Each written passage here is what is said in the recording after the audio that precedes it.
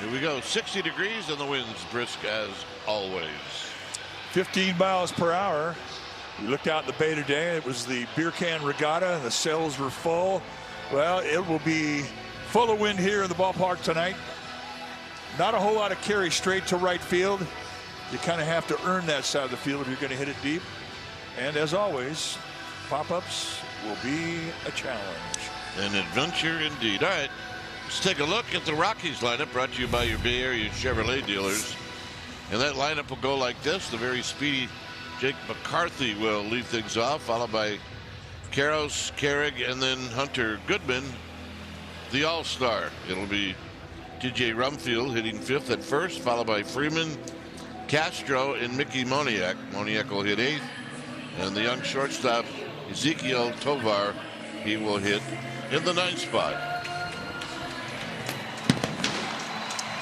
On the hill tonight for the Giants will be the left-handed veteran Robbie Ray. Ray, 6'2", 220-pounder, 34 years of age, and he is starting his 13th year at the big league level. 8-6 on the year with a 3.45 ERA. Lifetime against these Rockies, 7-6 with a 5.10 ERA. And let's take a look at the StatCast 3D powered by Google Cloud on Robbie Ray as to how he goes about his business. One grip on the fastball. It is a four-seamer. And now he's starting to bring in the sinker, which has really been a good pitch for him. The slider, as always, is his number one specialty pitch. But the changeup and the curveball, if he gets it going, he will ride him. And he has no problem throwing anything in any count. Let's take a look at the Giants' defense. It's brought to you by Walk Up Personal Injury Law. Starting in their outfield from left to right will be Ramos, Gilbert, and Lee. Good assist arms across the board. Adames and Schmidt. They'll patrol the left side of the infield. Arise and Eldridge on the right side. And the rookie Drew Kavanaugh will be in the squad putting down the signs. So the Giants with a win last night. And their record coming in is 39-54. The Rockies are 38-57. Rockies are 5-5 in their last 10 games. The Giants are 4-6 in their last 10. And the Rockies over the Giants this year, they've got the edge by a game. They're 4-3 against the Giants, with more games remaining. 2 obviously in this series. Here's Jake McCarthy to lead things off. And the first pitch of the ball game is down low, so we get started at 7:16. McCarthy hitting at .299. Spanish audio is available on the SAP channel. McCarthy last night went 0 for 3 with a walk. And he rolls this one foul. He tried to bunt his way for a base hit and was thrown out. Well, he wasn't thrown out at all. He was out 3 unassisted. But he's got power and he can run. And he can foul pitches off too, just like that. It's 2-2. Let's take a look at the umpires tonight. Ryan Wills will be the plate umpire. Lance Barksdale, the crew chief over at first base. William Trainer at second. Will Little will be at third base tonight. The 2-2 is just outside. The strike zone for Ryan Wills, the plate umpire. He's got some corners to him, but we saw a lot of belt high strikes, which really will favor Robbie Ray. I mean, he pitches up in the zone a lot. Got him. And that's how this game gets started. Well, a 3-2 breaking ball. I guarantee that McCarthy was not thinking about that, and that is a good one. Had to come into the strike zone, had him way out front. Anything at any time. Here's Kyle Karros. 0 for 3 with a walk last night. And it's a high strike. Karras has got a little bit of ownage on Robbie Ray. He's 4 for 7, a couple of doubles.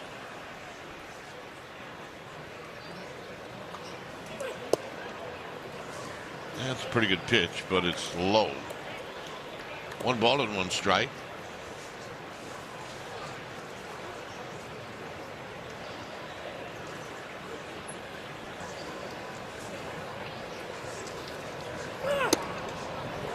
Hear the grunt from Robbie Ray, and it's high. Well, he was great during COVID when there was nobody in the stands. I mean, he heard all the way across the bay.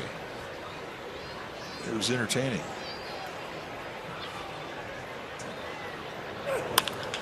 On the ground to short. Right there is Adames to Eldridge, 2 outs. And that'll bring up Cole Carrig. Cole Carrig is the owner of a batting average over 300. Now he's at 293. He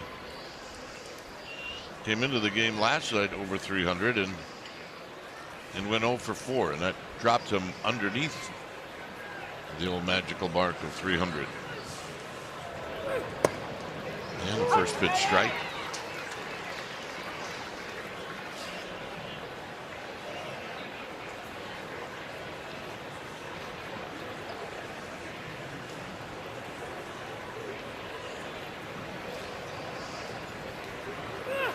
Swing and a miss. Nothing in 2.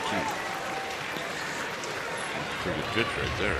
Well, and at 93 miles an hour, you're thinking, well, gee, that guy was late on that. How's that happen? Well, deception. Big upper body turn for Robbie Ray. Comes with a high 3/4 release, and you just don't see the ball early. And 93 can look 3 or 4 miles per hour faster.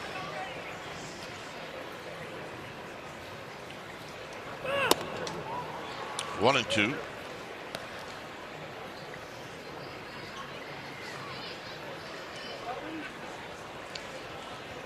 Taking a walk around the ballpark, still a great thing to do, especially with little ones.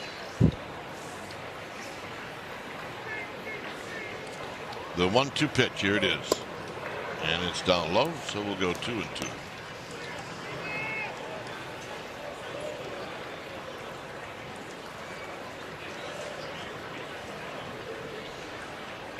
Rockies on the road are 16 wins, 32 losses. And a foul back. He was on that one. The more pitches you see, the more you should be on that one.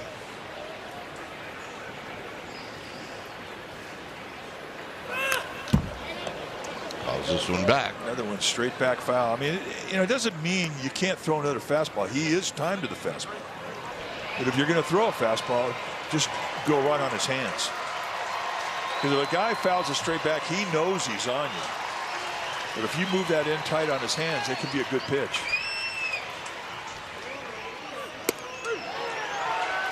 Got him.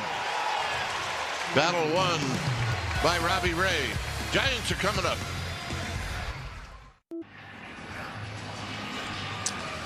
The Rockies go down 1-2-3. Here come the Giants, and let's take a look at their lineup. And it's brought to you by your Bay Area Chevrolet dealers. So here's the lineup. It'll be Ramos, Arise, and then Schmidt. Devers will be the cleanup hitter and the DH. Then it's Adames, Eldridge, and Lee. Gilbert and Kavanaugh, a pair of Drews. They will hit 8th and 9th. On the hill tonight for the Colorado Rockies will be the right-hander Tanner Gordon. Gordon, a big guy, 6'5", 220-pounder. He's 28 years of age, and his second year at the big league level. Former 6th-round pick by the Braves back in 2019. This is what he's done this year, 0-2 with a 6.95 ERA. And let's take a look at the StatCast 3D powered by Google Cloud on Tanner Gordon. He's got 2 different types of fastball, and he'll throw it about 42% of the time. Slider, changeup, curveball, go get him. And Ramos takes the first pitch for a strike. Ramos at 276, 8 home runs, 28 driven in. And he hits a drive out towards Triples Alley. Can anybody get there? Well, Carrick can as he makes a sliding catch in right center field. Nice play. Let's take a look at that Rockies defense. It's brought to you by Walk-Up Personal Injury Law. Starting in the outfield from left to right. It'll be McCarthy, Carrick, and Freeman. Good arms at center and in right field. Tovar and Karros will be on the left side of the infield. Castro and Rumfield on the right side. And Hunter Goodman, he'll be in the squad, putting down the signs. Here's a rise.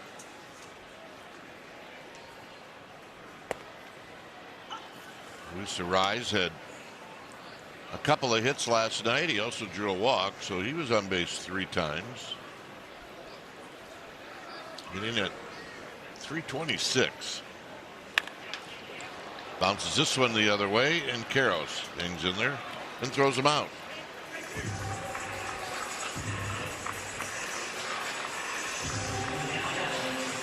And that'll bring up Casey Schmidt.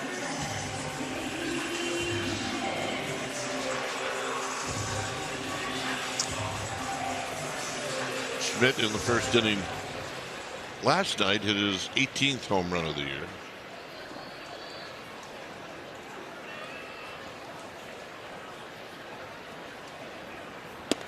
And here he takes one wide. 1 ball and no strikes. He had a little success. He's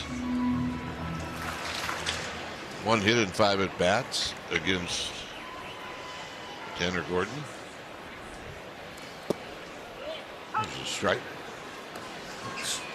Knee-high paint, a 1-0 count. You get count leverage 1-0, 2-0, 3-1. I mean, you're not going to look for a corner at the knees. You're going to look for something fat right down the middle end. 2 balls and a strike.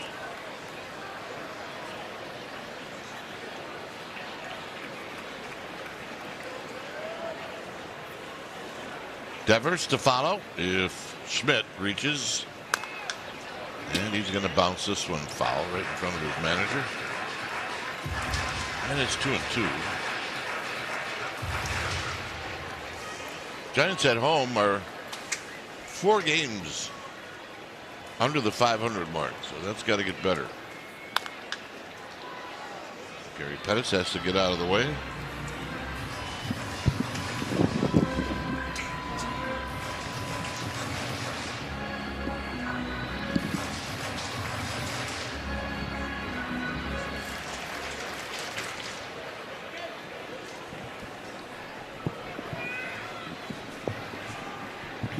And another 2-2 pitch is low. 3-2.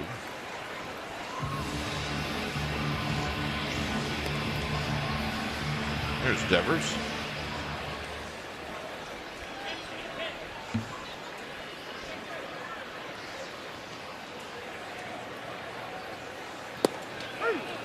Got him. Schmidt thinking about it, and that'll end the inning. It's 0-0. Brewing Company, award-winning non-alcoholic craft beer that's fit for all times. Get this new beer in stores at athleticbrewing.com. All right, here we go. Is Hunter Goodman is going to stand in. Hunter 1 for 3 in the game last night. He also had a walk. Here's a big swing. He's got 27 home runs.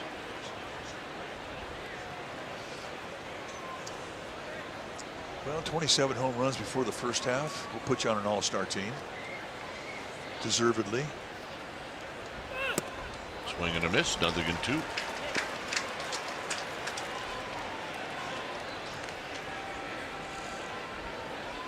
He's basically had a good year in the first half. That's what 27 home runs means. Hooks this one. Ramos is going to track it down. He had pretty good wood on a 0-2 pitch. Well, what's the ultimate goal of an MLB fan? Well, seeing it all. The MLB journey to 30 Sweepstakes presented by T-Mobile is the ultimate bucket list. You enter today for a chance to win trips to all 30 ballparks. That's right, all 30. Learn more at MLB.com/journey-to-30-sweeps.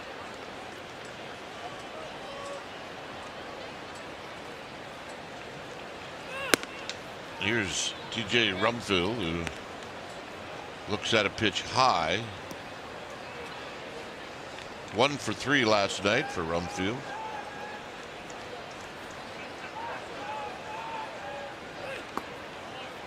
Two and 0.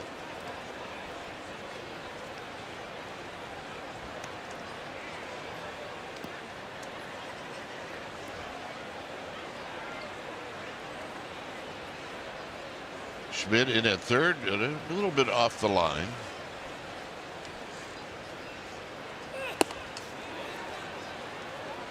They ran that right in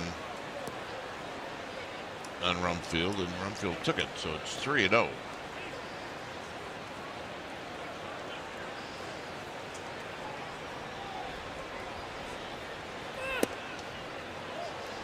And the walk, and Robbie Ray shaking his head.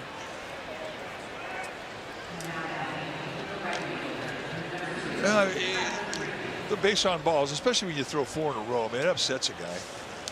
And for Robbie Ray, I mean, he's battled control a lot this first half. He's locked into some pretty good mechanics of late and has a lot of better control of the strike zone. But still, I mean, it's a struggle. Here's Tyler Freeman, who doesn't waste any time as he takes a healthy rip. Freeman 1 for 4 in the game last night. And he shoots this one foul. You know, the trouble with wildness in today's game is it runs your pitch count up. And Robbie Ray, I mean, he a lot this year. I mean, he hit the 80 pitch level in the 4th inning. It's really impossible to get to the 7th or 8th inning when you throw a lot of pitches. Struck well to center field. And Gilbert's going to track it down. Tagging is Rumfield. He'll go to second. It's good heads-up play from Rumfield. I thought off the crack of the bat this had a chance to go. It definitely had the right sound. And Gilbert uses just about all of that warning track up. Good play. Here's Willie Castro.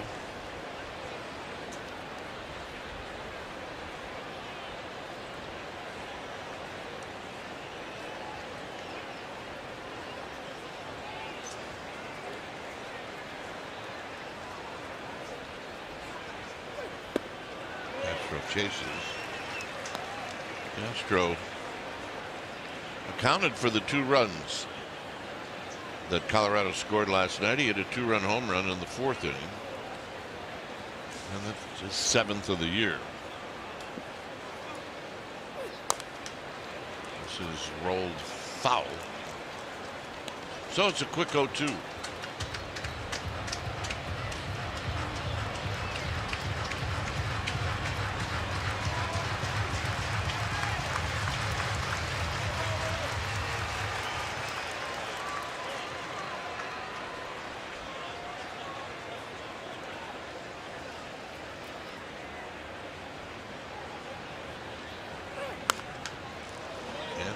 Foul. 3 pitches, 3 curveballs. Throwing that thing down below the strike zone. If the guy keeps swinging at him, keep throwing him. But one thing that is absolutely set up is the fastball above the hands inside.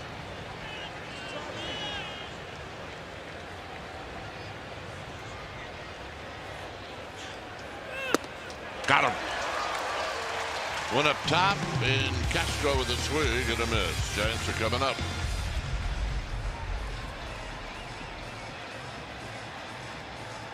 This telecast is brought to you by Xfinity. Get Wi-Fi so reliable it never gets caught looking at one device for the next 5 years and same-day Wi-Fi. Xfinity, imagine that. So back here at Oracle Park is Rafi Devers stands in a 0-0 ball game.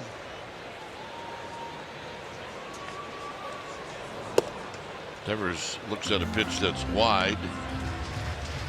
Devers had a couple of hits last night, knocked in 2 runs.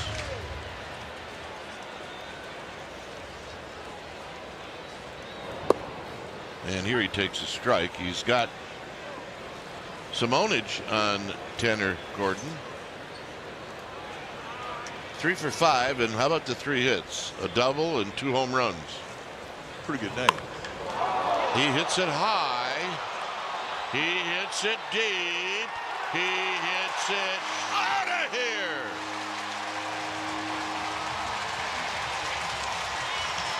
Three lifetime home runs.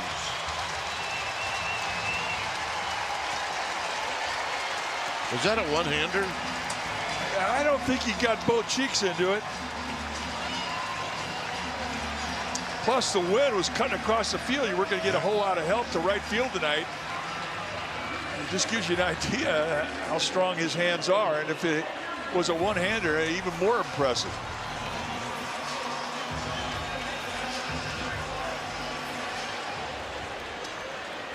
So here's Adames. And he takes wide.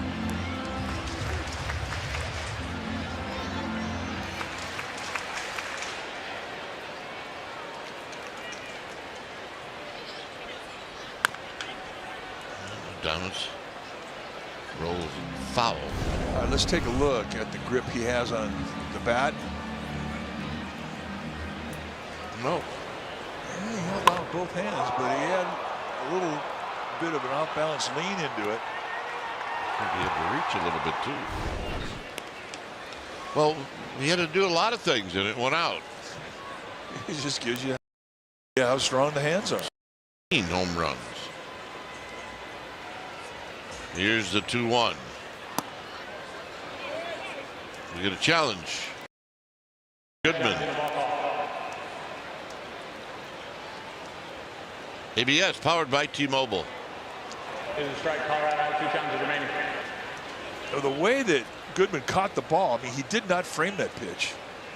That 2-seam movement kind of really took him out of the strike zone, which is why it didn't look like it was a strike initially.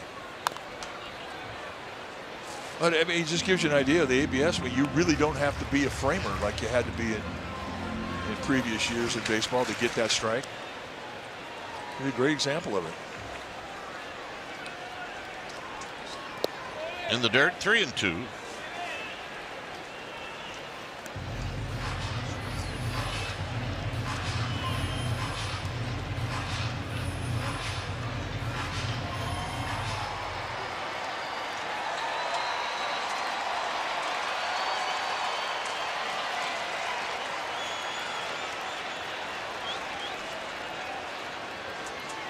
So we got the payoff pitch coming up. And we'll do it again.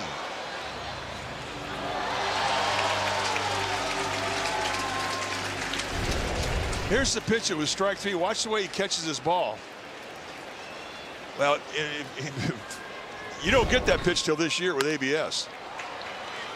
Struck out the ground to Tovar. So from one shortstop to another. All right, time now for our powerful performance brought to you by Xfinity. Last night, Bryce Eldridge took Ryan Feltner deep right into McCovey Cove for his first career splash hit home run. It was the first splash hit down by a Giant this season, and it brings the grand total up to 109.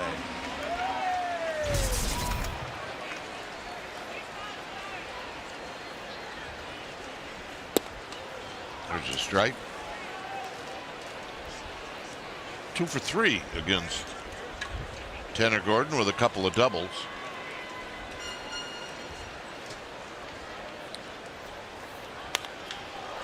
This time he hits it to the left where McCarthy is going to track it down. So 2 outs. And here's Jung-Hoo Lee.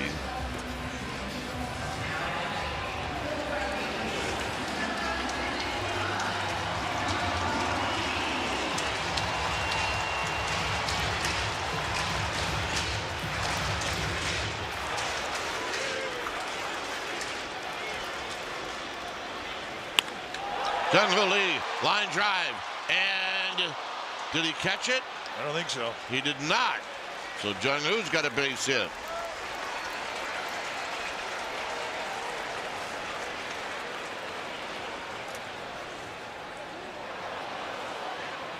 I mean, he came close to it. Well, you were pretty sure. Yeah, That's a catch. I didn't think it was, but they're going to look at me like they're going to challenge it. I think it's a catch. Yeah, from that angle. I don't want it to be a catch. Well, no, but he may have had that little finger underneath it. So, I mean, I don't blame Warren Schaefer, the skipper for the Rockies, putting a challenge on. They're asking right now the umpires to huddle up and see what they think. Yeah, so this Call on the field is a no crew catch. review. Colorado's challenge. No, Colorado. Crew chief Lance Barksdale turning it over to New York. They probably in all likelihood have already looked at it. So this could be pretty quick.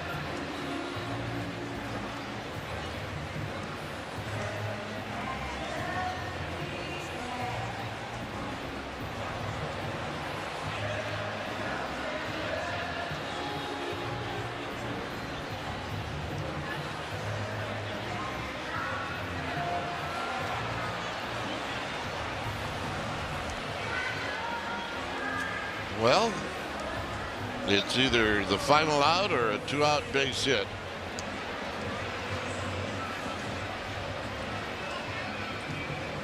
Every time we look at it, I come up with the same thought. I don't know. The one thing New York has the advantage is that they can really magnify it. His question is, did he get that little finger underneath the ball? I mean, it's really close. Okay, so if the call is a base hit, right? Yeah. That means the people in New York have to be absolutely sure that he caught it To overturn it. And the replay I just saw on the scoreboard definitely looks like he caught it. After review, the call on the field stands. It was a no catch. Colorado will lose their challenge. I don't know about that one. Look at you.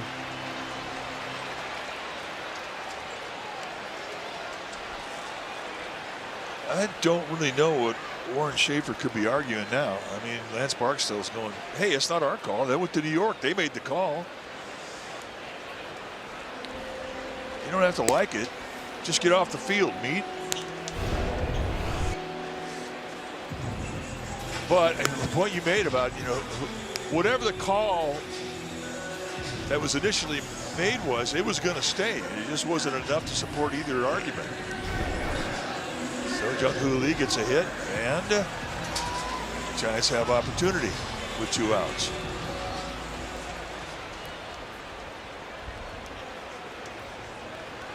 Here's Gilbert. And now we have a balk.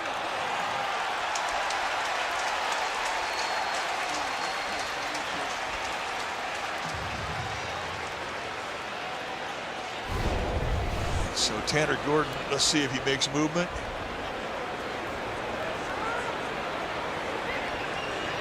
Yeah, the glove moved. Looked like he was trying to add on to one of what the signal was to get to the signal that he wanted.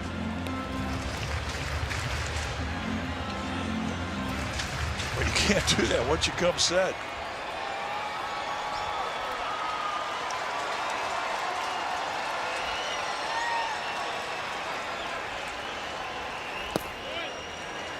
Used to be a catcher would give you a sign of 2, which means a curveball. And if you didn't like it, you could swipe down, add 1, or swipe up, subtract 1, and get to a 3 or a 1, which would be a slider or a fastball. You see it all the time. Not so much anymore. They don't have to, right, with pitch count? Yeah, pitch count's kind of taking that all away. But Tanner Gordon absolutely did. He tried to add 1 on.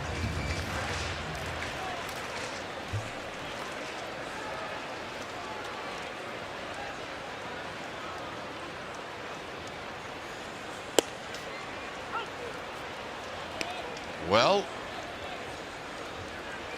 Gilbert now 3-1. He took that one. He won't take the next one if he likes it.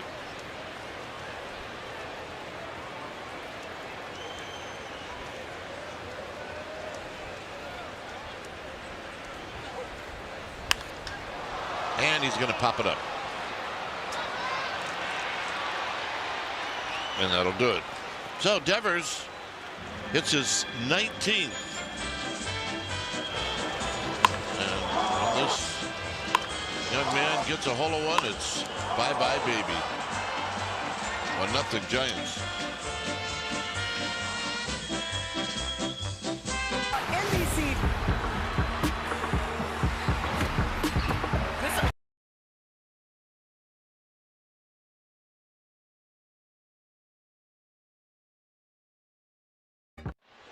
Well, get a gang together for a group outing at Oracle Park. Groups of 15 or more receive 20% off tickets plus special perks.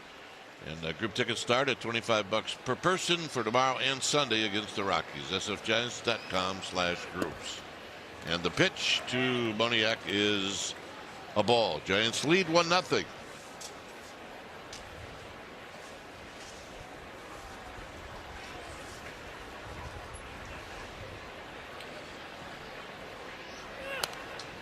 Moniak with a good rip, and he fouls it straight back.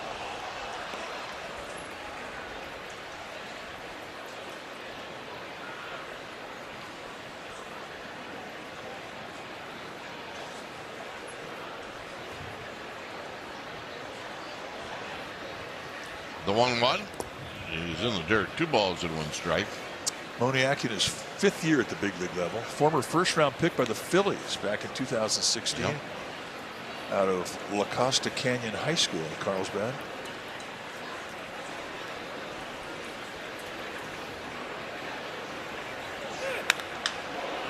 Pops this one up. Who's it going to be? It's going to be Jung-Hoo Lee in front of Gilbert. 1 out. Take the Giants on the go this season and stream the games on the NBC Sports app, and it's brought to you by Toyota.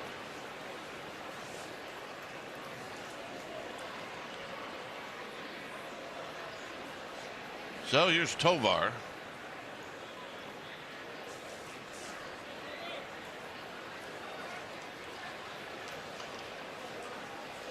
Tovar hit in the 8th spot last night and went 0 for 4.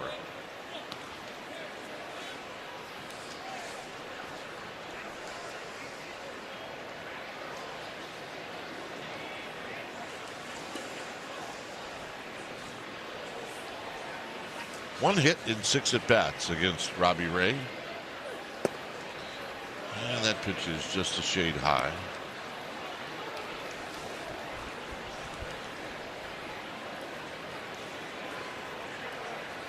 .202, really way down average-wise. I mean, he's productive with 8 homers and 32 RBIs in the 9th spot. There's a strike. But, I mean, we're used to seeing Tovar up in the 260s.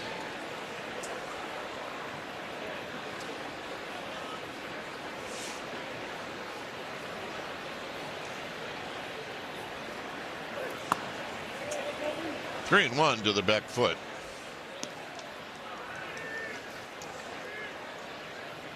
It's so hard to be patient when you have an extended slump.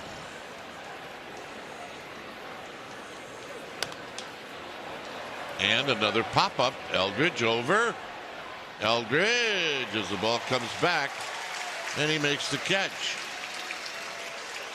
Nice play. Probably not getting a whole lot of help over there.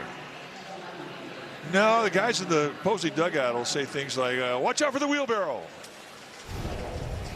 No, they don't give you a whole lot of help.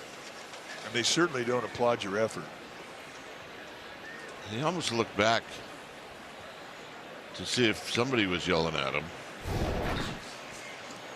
Trainer in the runway.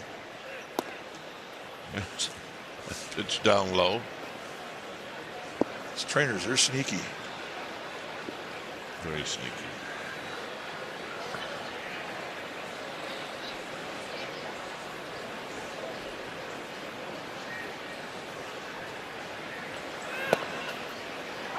McCarthy struck out to open up the ball game.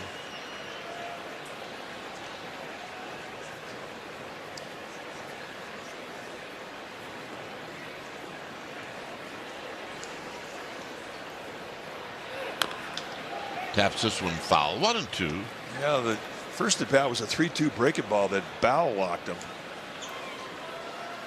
And he's thinking about that same thing. I think he's been up here looking for that breaking ball the whole time in this at bat. He's been red hot. He's been one of the hottest hitters in the National League. That moved him right up the lineup into the top spot, hitting 1.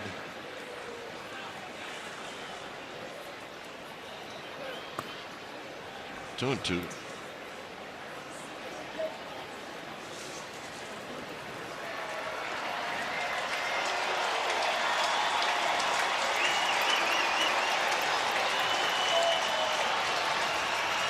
Be careful going up top to McCarthy. He's a good high ball hitter. He attacked that high fastball. I think he's got a real strong top hand. We used to seeing him in a Diamondback uniform for years. And anytime you made a mistake out over the plate up, I mean, he had good swings at it.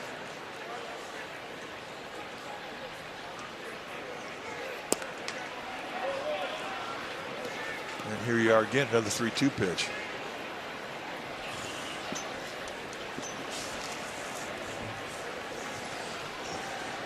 Three and two.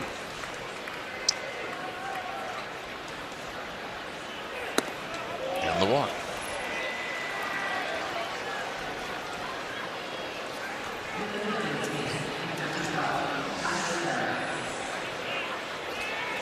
So Kyle Karras is going to hit.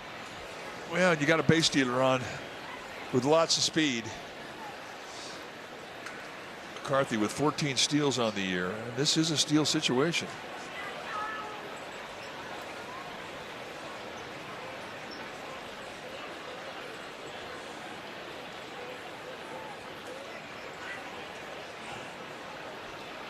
Chance for the 1-0 lead on the Devers home run. So we'll keep an eye on McCarthy. This is hit foul. Hey, our ball dude. Little pinball action. Hey, keep those trousers on. Well, hey. That's one thing about your uni when you're a ball dude. It doesn't have to fit. Well, not only that, but he's got 2 wallets in there, and it's making it a little heavy. Got a sandwich in there too. 1 ball and 1 strike. Not a babe. Yeah. Well, that's Johnny Hill. He's making his debut tonight. So Johnny, we're watching you. Let's make it a good one, Johnny. 2 balls and 1 strike. Sean Royal is over on the first base side tonight. I know his brother Crown very well. There's Sean. I think I've spent some time with you and Crown. Yep. Here's the 2-1. Swing and a check swing, and it's 2-2.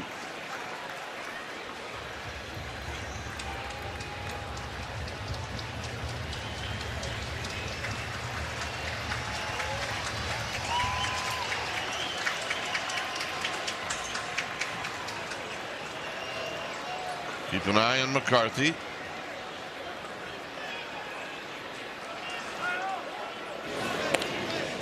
And they do keep an eye on McCarthy.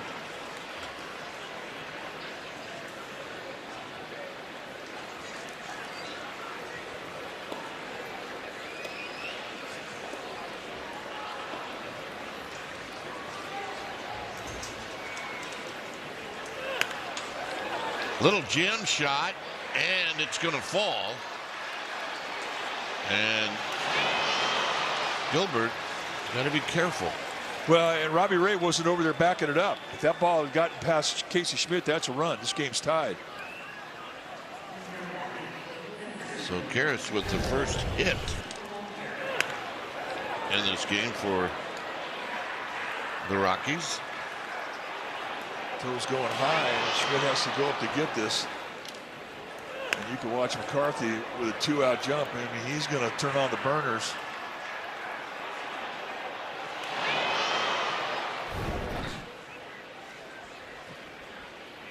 Here's Carrig. Carrig hooks this one foul. He's hitterish, this guy. He hit that line drive foul, and he showed some Gumby shoulders on that.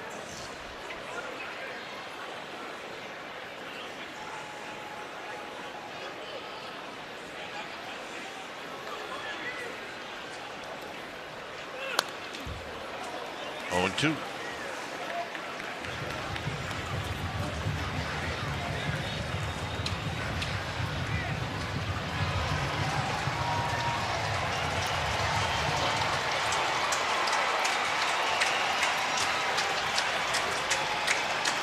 Yep, she brought her pom-poms.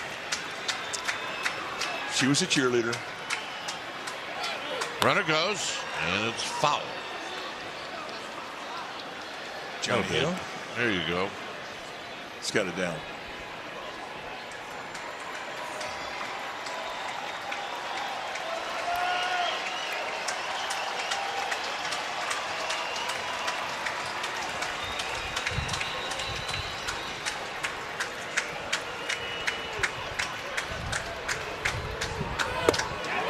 Swing! Gonna miss.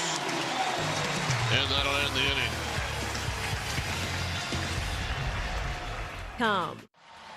Well, bench your mobile provider for better coverage and bigger savings with Xfinity Mobile and get Wi-Fi plus 5G that won't strike out. Xfinity.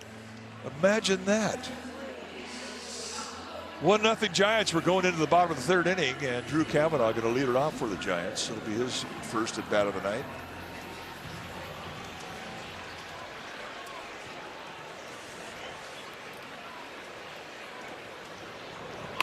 And Kavanaugh is just going to be so unhappy you can't even imagine. That is right up there with the worst at bat you could possibly have. And then you got to run.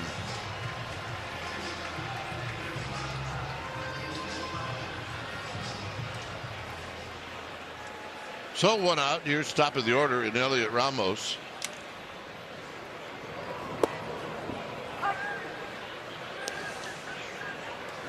Ramos hit a ball well in the first inning, but it was flagged down by Carrig in center field.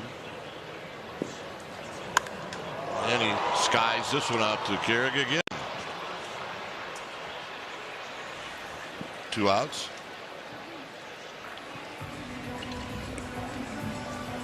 So here's a rise. I'd like to give Robbie Ray a little bit more time in the dugout.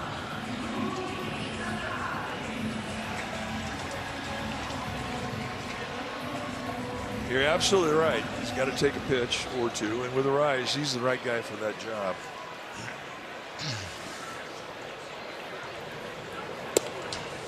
And he does. Take it all the way.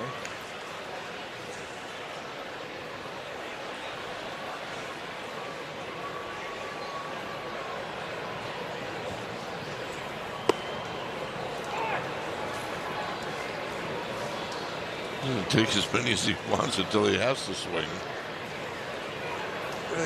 Only because he's fearless with 2 strikes. So there you go. 3 pitches for Robbie Ray. Now he's got to protect.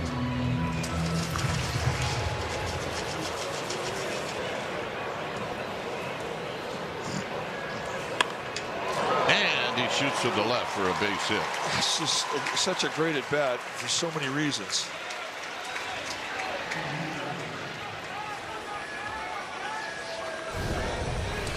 And a 1-2 count, a location mistake from Gordon. I mean, that's right out there at the plate, middle away. And the key, go with the location. Takes it to left field. And that right there was a hitting clinic.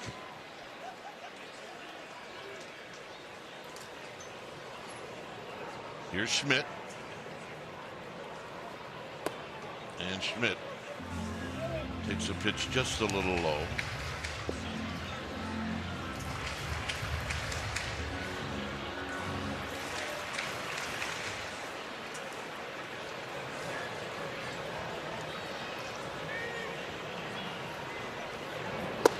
Swing. Gonna miss. A good healthy rip. And now it's a ball to the strike.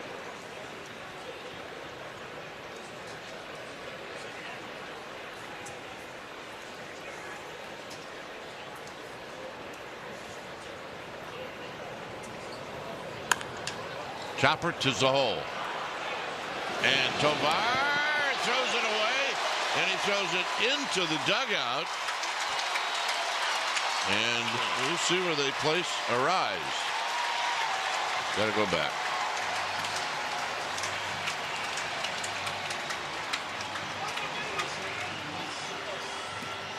Be interesting what they call this, whether it be a hit and an error or just a straight error. And it's going to be a hit and an error. Jim Young, the official score tonight.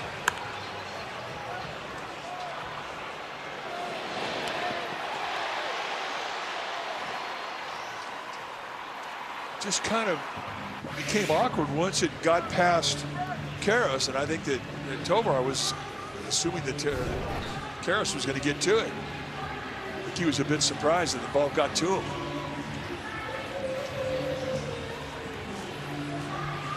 Well, we're going to get a visit.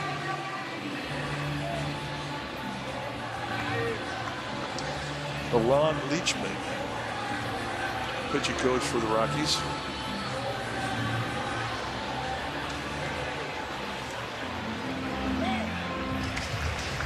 So Devers will hit with the base open.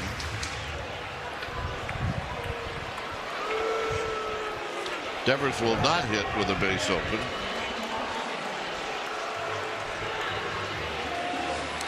And Willie Adames will hit with the bases full.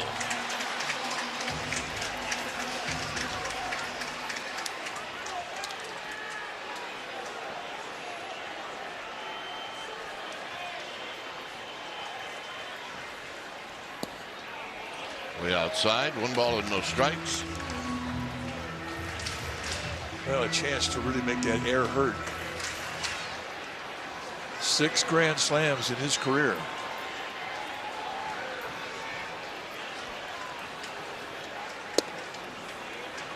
Two 2-0. And he has worked the count in his favor. And Gordon has to throw a strike.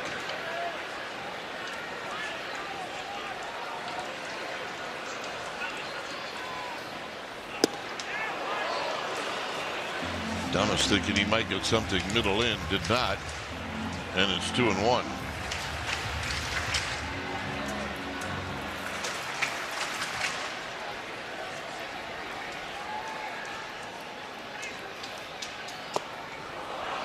Two and 2.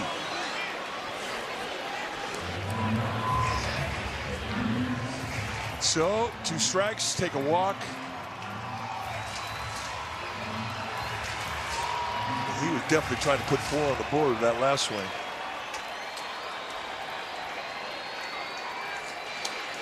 And now Gordon can go out of the strike zone here on the 2-2 pitch. And he got a piece.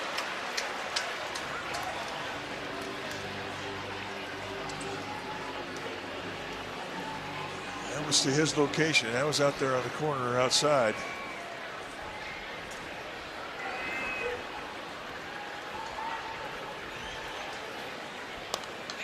Foul back. Boy, a rip at that one.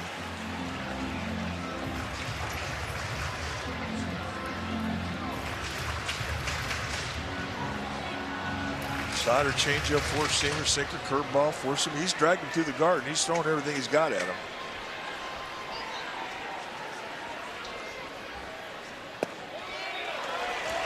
That was his chance to entice him with a changeup down below the strike zone. Now, once again, he's got to get in the strike zone. Runners will be on the move.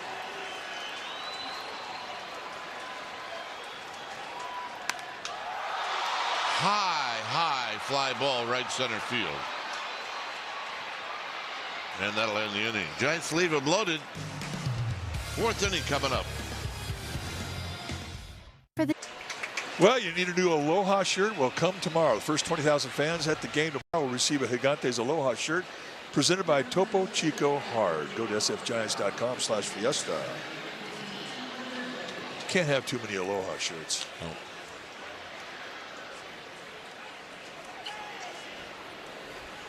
Here's Hunter Goodman with a 1-0 lead for the Giants.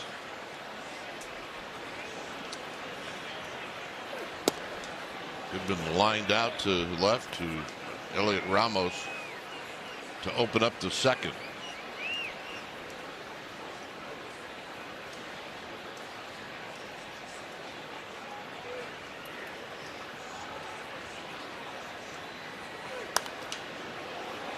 High pop-up foul.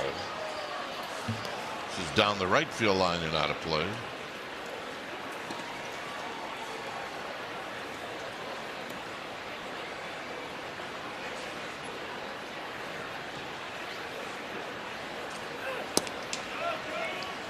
Saw the numbers for Robbie Ray, the type of run support that he got early in the year, the results, and what he's gotten in the last several starts.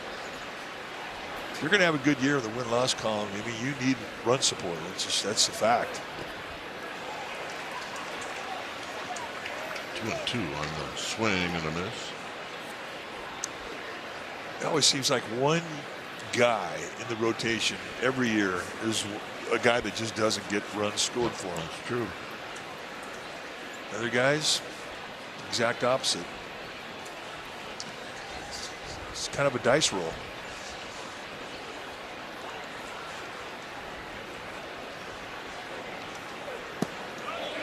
Three and two. I mean, and then there's Matt Cain, who seemed to have a lack of run support his whole career. Never complained about it.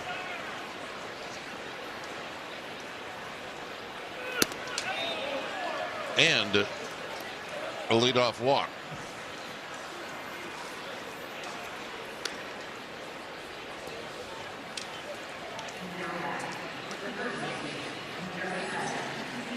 Here's Rumfield.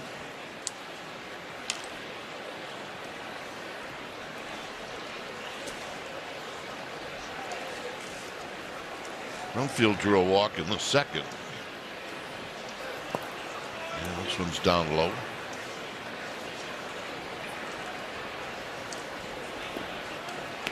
Well, you analyze the walks and you say, well, how easy was it to take the pitch that was called a ball? I mean, like that last pitch, breaking ball down in the dirt. I mean, that was a pretty easy take.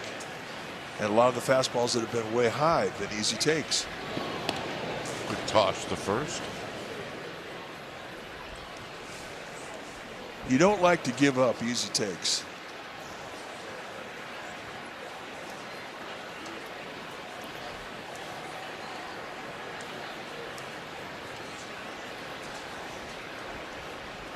Runner goes. And the throw. And they got him. If this holds up, what a terrific play at second base by Willie Adames. I mean, that was bang, bang. And Adames really was the guy that took a one-hopper and made the play work. And they got him. Say the unload time there from Drew Kavanaugh that helped the play out a lot too. That was outstanding effort on his part. 2-0 to Rumfield. And a shot, that's fair. It's going to kick to Jung Hoo, and Jung Hoo, with that good solid arm of his, is going to hold Rumfield to a single. Well, Rumfield had that earmarked for a double as soon as it cracked off the bat. And he took a real hard turn and realized that that's not a good idea. And it was the play that Jung Hoo made, playing the carom, putting himself in position to make a throw. And here's that hard turn, and it's like, no, that ain't gonna work. Here's Tyler Freeman. And Freeman's gonna bunt, and he kicks foul. And probably a good thing, because Freeman can run, and that was just about the right speed where no one's going to be able to get to it. I'm always surprised to see a guy in the 4, 5, or 6 hole bunt. I mean, those are power slots in the lineup.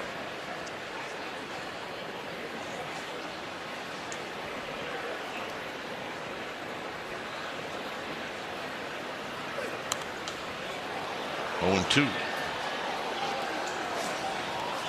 But if a guy's not seeing that pitcher, I mean, it's not a bad play.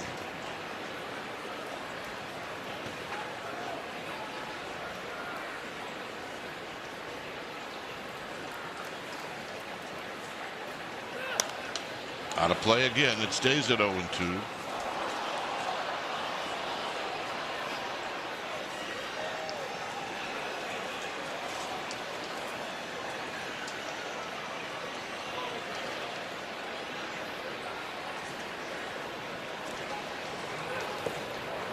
Down low.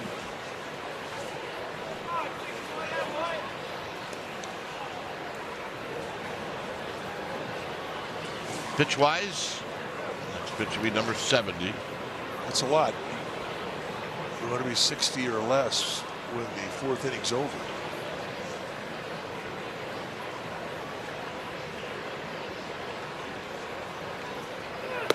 Look out. 2-2. Easy take.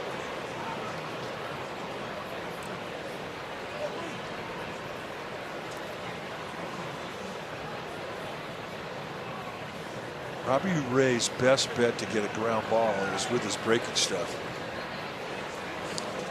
Slider, curveball.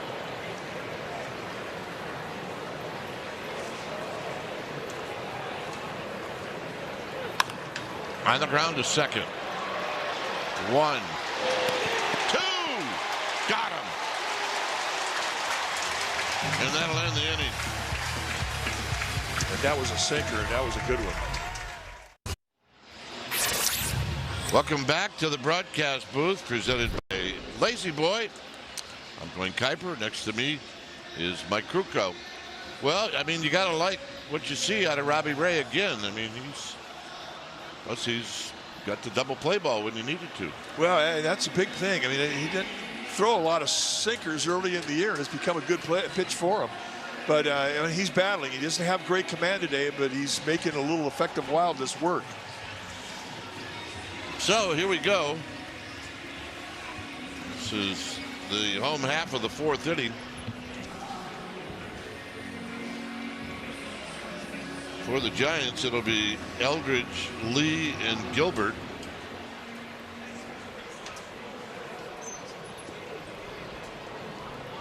Giants left the bases loaded in the 3rd.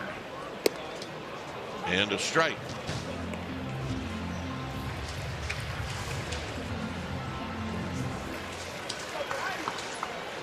I'll get you the fly ball to left field.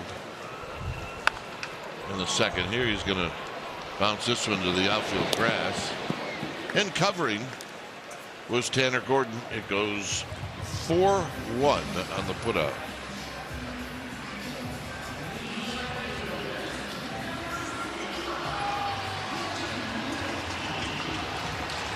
Jung-Hoo Lee with a base hit in the 2nd. Had a great first half.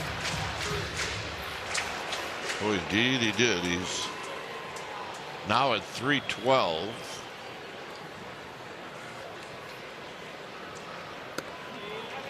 First pitch is very high.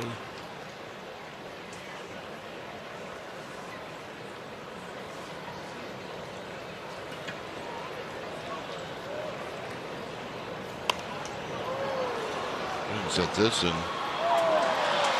puts it the other way into the club level, and somebody made a nice play. There he is. There you go. Fire up the section in the stands. This is on the ground to Rumfeld. 2 outs. Let's take a look at the fan catch. Did not bring a glove today.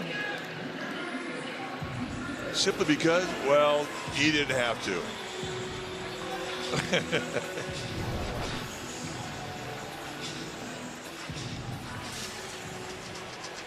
Yeah, you know, that was, foul balls. lovely.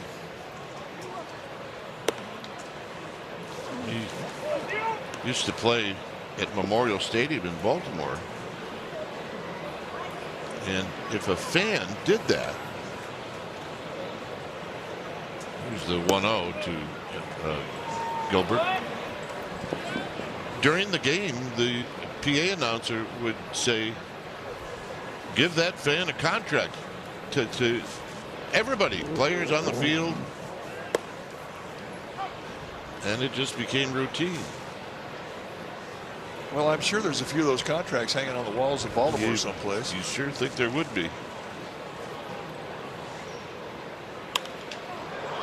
This is going to be a flare to left and a thing of beauty. Now he better go.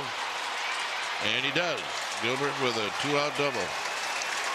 Nice opposite field approach. They know if the ball gets hit to left field and it's not hitting right at McCarthy, it's a good opportunity to take a base. He doesn't have a good arm. See the mistake up. 2-seam movement running away. Goes the opposite way. We've seen him do that a lot.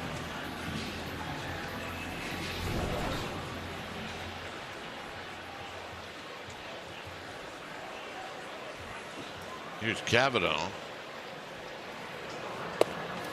Cavanaugh had a check swing. Ball that went right back to the pitcher. Yeah, that's a rough at bat.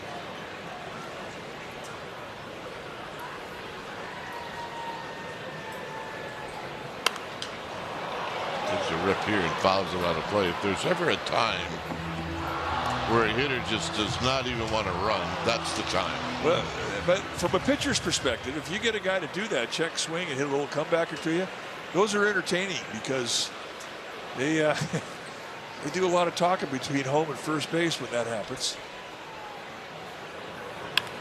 Hey, a base hit to left field. We're going to have action. We're not. Pettis holds him up. Well, the only reason was they really jammed McCarthy and played a shallow set defensively prior to the pitch. Plus how quickly he gets to the ball. So fast. That's his defense. I mean, you don't have a good arm. You have to make up for it with how you get to the ball and how quickly you get rid of the ball. I mean, Barry Bonds did not have a strong arm, but he had a really quick release and an accurate arm. I mean, and he made it work. But even with a 2-out jump, McCarthy held him at third.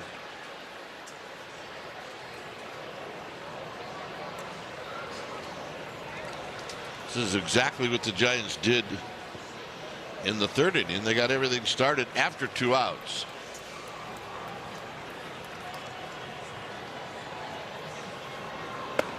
And that pitch is high. No swing, says Lance Barksdale.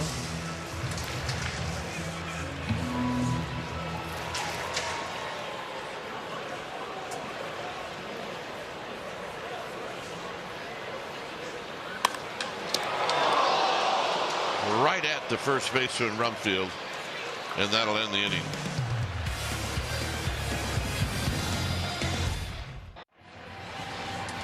Well, for any July game, you can get a beer with your purchase of a Giants ticket. Enjoy a Coors Light at your next ball game with special tickets starting at only $19. It's for fans 21 and up. Go to sfgiants.com/beer and have a cold one on Coors Light.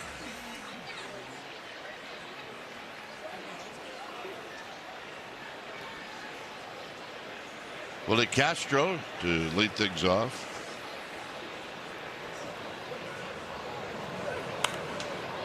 Giants a little unlucky in this one so far, Mike, but they do have the lead. Well, they've created an opportunity. I mean, that last at bat from Elliot Ramos, he can't hit the ball any harder than that. But sometimes those line drives find gloves. So the bottom line, keep having good at bats.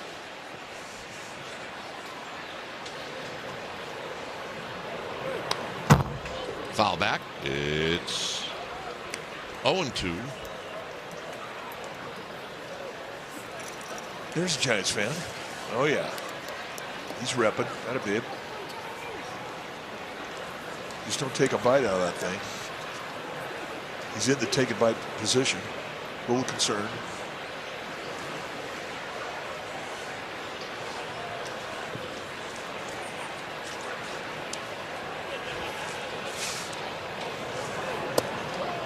1-2 on the 0-2 pitch to Willie Castro.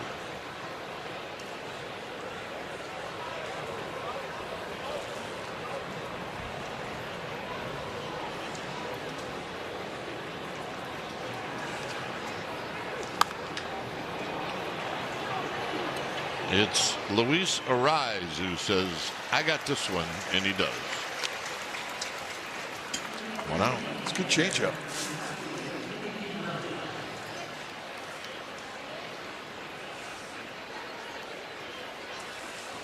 Mickey Moniak hit a pop up to Jung-Hoo Lee. Did that in the 3rd inning.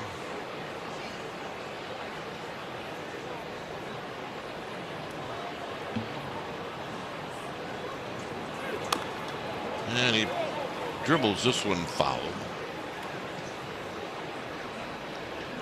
No runs on 2 hits. Karros with a hit. Rumfield with a hit. Robbie Ray has walked 3. And he struck out 4. Takes this pitch down low.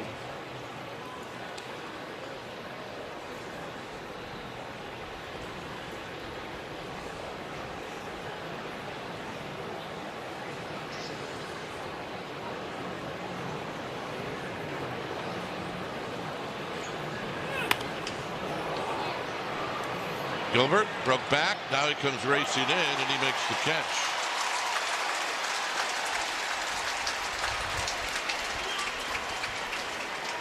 But he didn't have a great jump on it, but he had great makeup speed to go down there and catch it. And when he gets up to it, he puts on a little style slide and makes it pretty.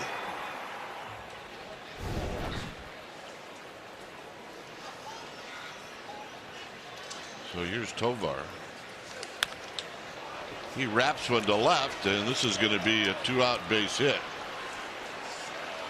And Tovar is going to glide into second base with a double. Jumping on the first pitch, Robbie Ray wanting to get ahead 0-1, little lay it in breaking ball. So, one swing of the bat, Tovar puts himself in scoring position. And here comes the top of the lineup. Let's update Mike really quick what happened today as far as roster moves. Keaton Wynn was reinstated. Grant McCray was recalled from AAA. Carson Wisenhunt optioned back to Sacramento, and Victor Barracoto placed on the 10-day injured list. So Keaton Wynn is available. And McCarthy takes outside for a ball.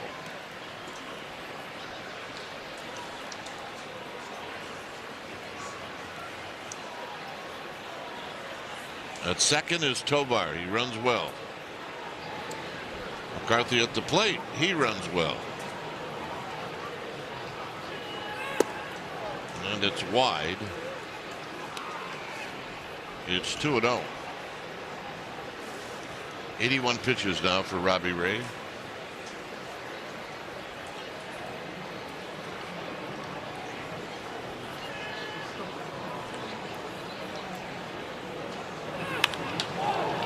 This is going to be into the alleyway. It's going to tie the game. And McCarthy is going to be safe at second.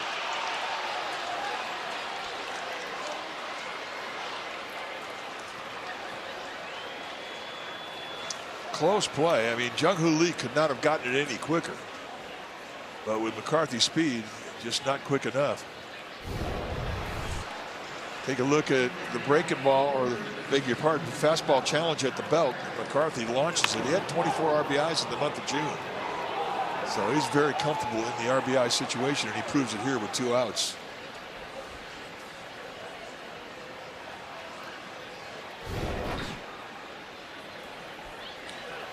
Karros takes down low.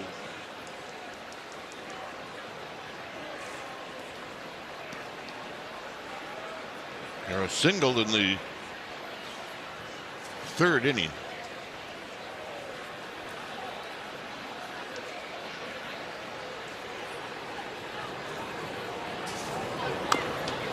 Damas was dribbled foul.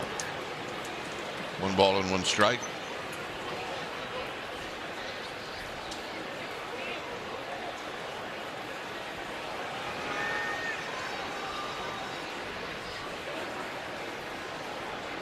Robbie Ray wants to do baseball. That one didn't feel right.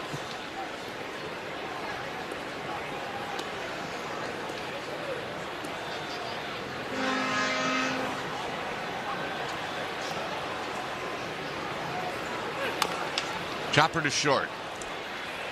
Here's Adames. That'll end the inning. Rockies tie it up. Giants are coming up.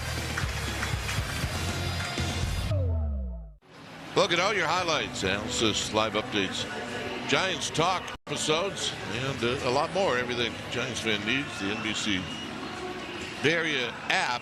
You can download it now.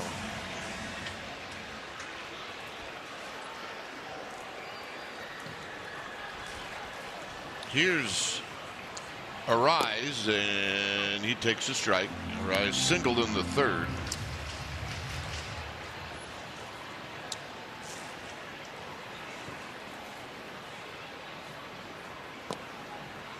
And that pitch is a little wide. There is activity in the Rockies bullpen. They've got their lone left-hander, Bernardino.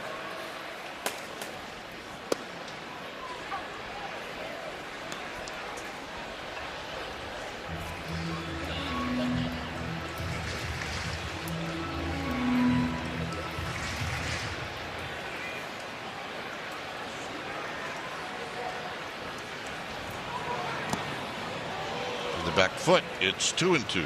Fish ain't biting.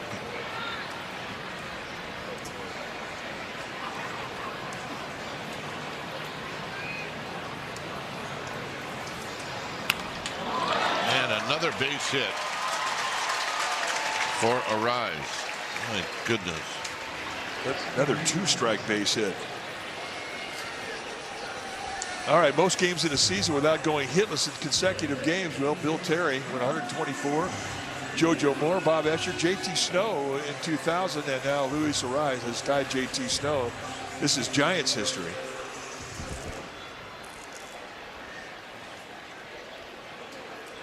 Schmidt had an infield hit in the 3rd.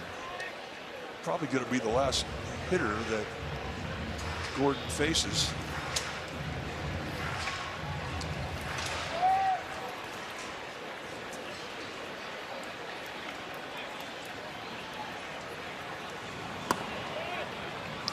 Down low.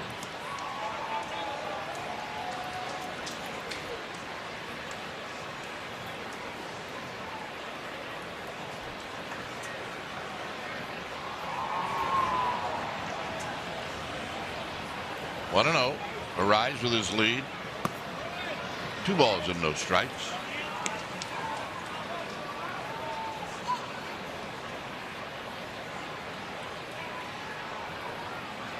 On deck is Devers.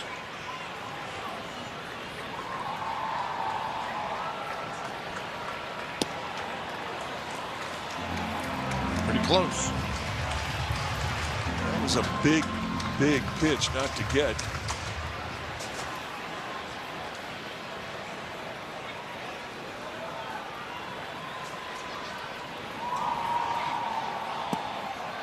And a strike. Came out there with some 3-0 paint.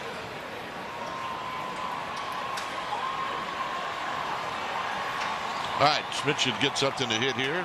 He's been looking middle end. So let's see what's going on.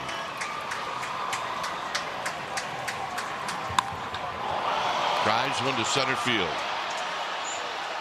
Carrick stops shy, and the throw is going to go into second, and I think they got him. Yep.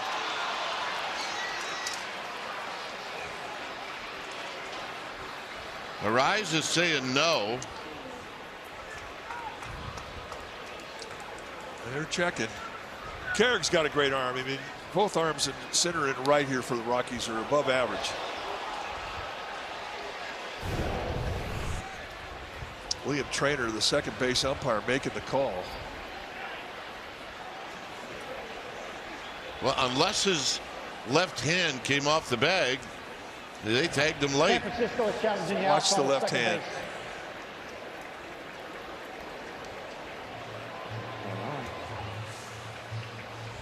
He's got a chance. Here's where it looked like the left hand did come away from the bag. If that's the case, the glove was on him.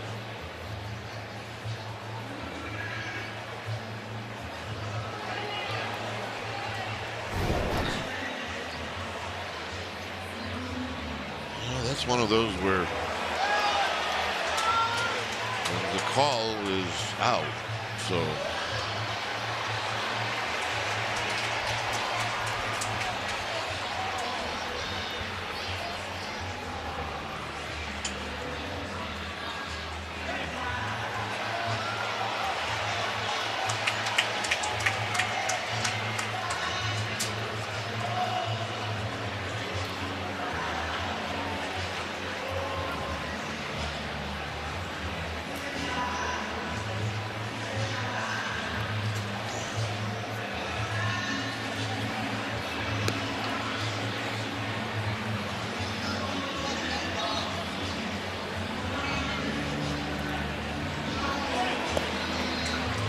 Yeah, I could see how this one would be a while in New York just because of how close it is and how you're probably looking at 2 or 3 different things. Now they're going to highlight the hand and they're going to highlight the tag. And they'll enlarge both those pictures and then they'll time it as to when the tag was applied, if the hand indeed stayed in contact with the base. So they'll be quite thorough with it.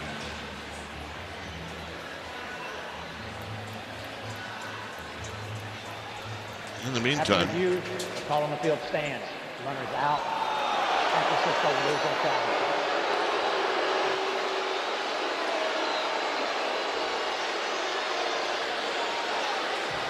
so Arise took a chance and Carrick threw him out.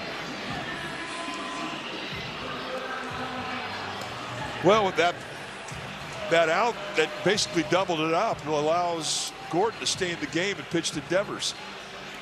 With Bernardino, the left-hander, getting ready as the way he was in the Rockies bullpen, and didn't think that Gordon would be allowed to face Devers. So that may prove out to be a good thing for the Giants. Devers is homered and walked. He's the reason the Giants are on the board.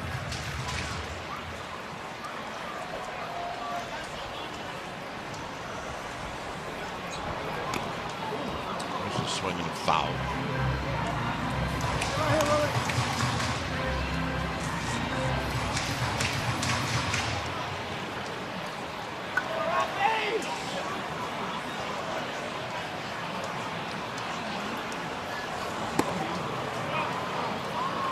Good 0-2 pitch, good take.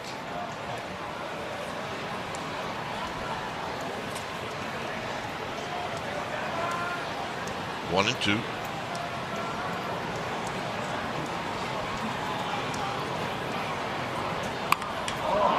Shot to right and a base hit.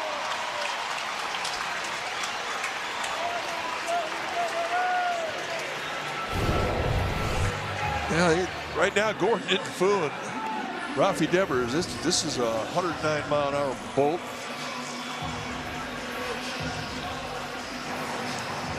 Yeah, that expression, right? Keep the married guys off the infield. Yeah.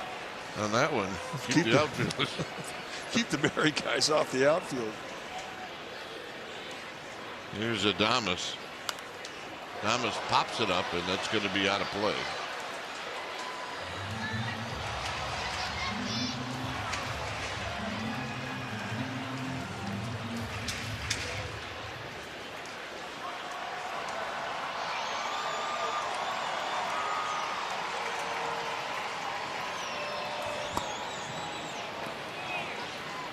One ball and one strike.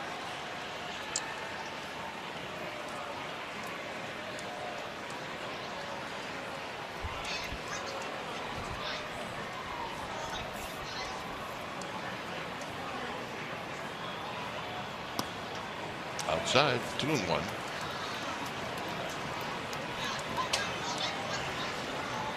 Next pitch, number 80, and a left-hander on deck. So this may be the last hitter that Gordon faces no matter what.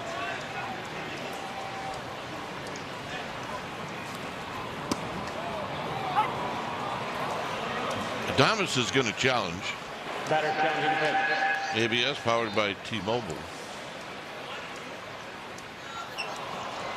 There's a strike. San Francisco has 1 remaining. That is just barely a strike, but a strike indeed.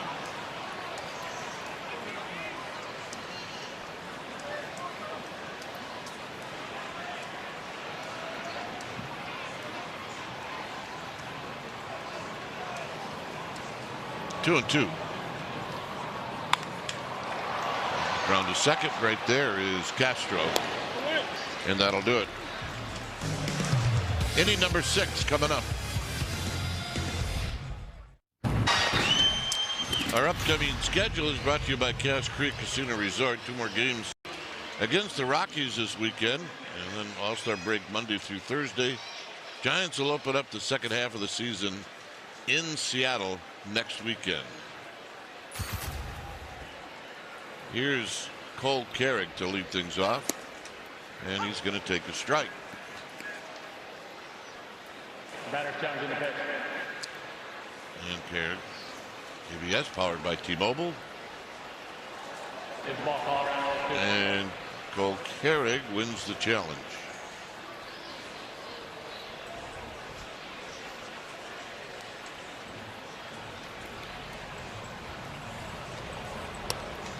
And that pitch is wide. 2 balls and no strikes.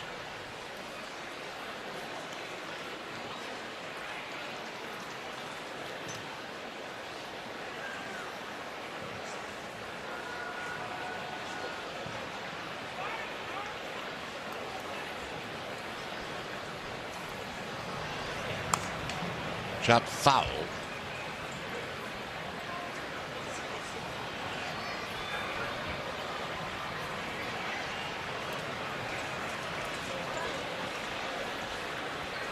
Giants play Carrick pretty straight away. Slight pull in center field about 6 steps, but pretty even set defensively. There's a pitch down low. And this becomes a big pitch. Don't want to walk a guy with speed like Carrick to open up an inning.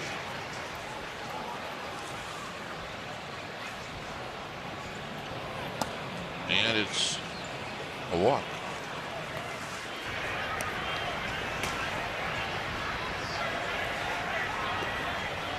Smith in the bullpen.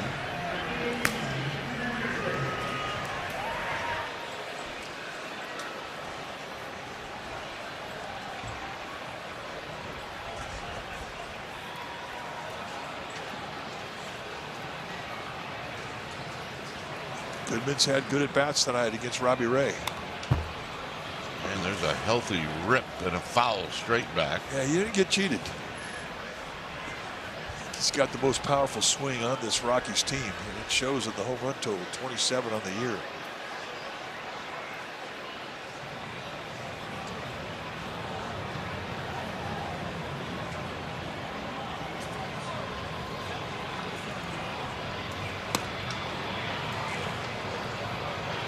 Challenge. Catcher challenging the pitch. ABS powered by T-Mobile. This was way wide. Yeah, I don't think this is a strike. It is ball. San Francisco has no challenges remaining. So now they lose their challenge.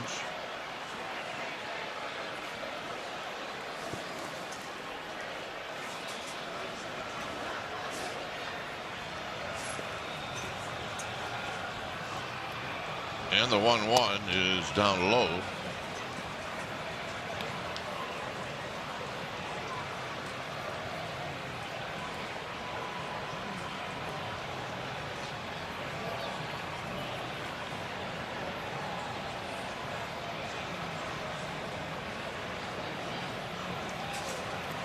In the dirt. Now once again another 3-ball count here. This becomes a big pitch. Talking about a tie ball game. This point in the game. Well, you've got a guy up there with 27 home runs who's going to be drooling for something out over the plate. for Ray, this was the biggest pitch of the night.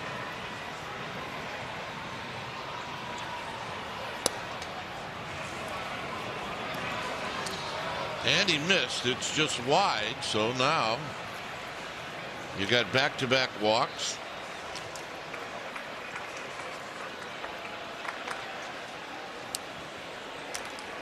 Five message coming out. 5 walks on the night for Ray. Dylan Smith is ready to go in the bullpen, so there was no need for Justin Message to stall to give his bullpen a chance to get ready. They're ready. But it is a chance to give Robbie Ray a little bit of a breather.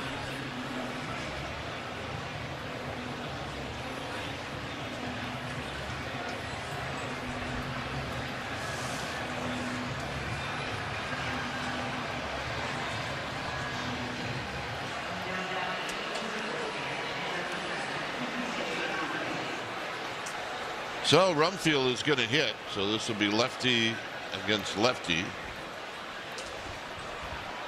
The Giants react to the defense of the infield. They played a pull.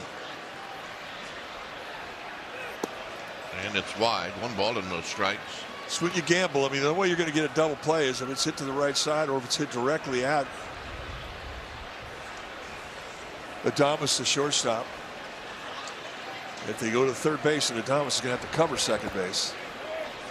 2-0. And Robbie Ray's digging a hole. He does not have a base to give now.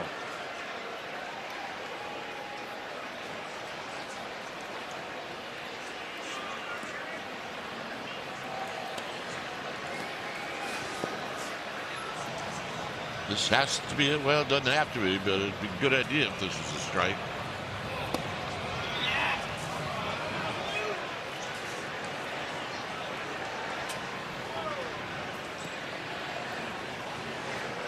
And this is where, if you're the Rockies, you could turn a big bat loose here, 3-0. And he pours in a strike. I mean, from Robbie Ray's perspective, I mean, right now you need to get lucky.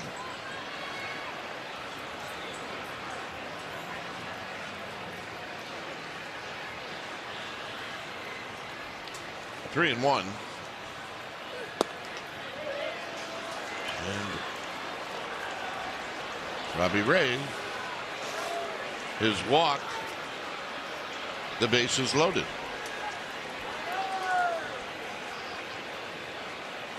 So time for a change. Switch to Comcast Business for all-in connection and protection your small business can rely on.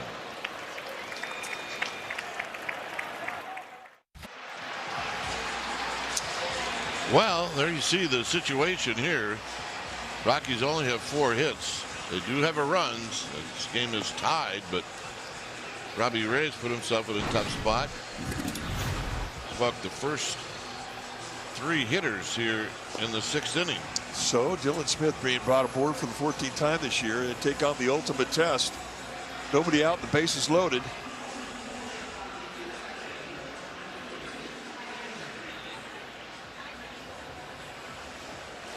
Saw Tyler Walker do it 1 year in Detroit, and not only did he retire without scoring, he struck them all out.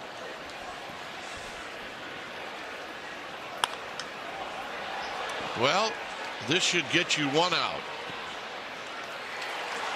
And it does.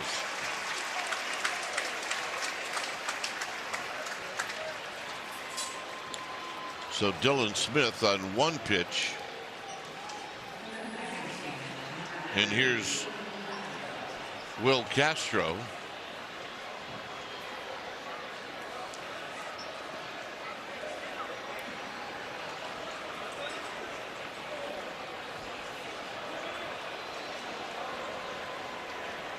Castro is struck out and popped out. And here he takes the ball, and Giants do not have any more challenges.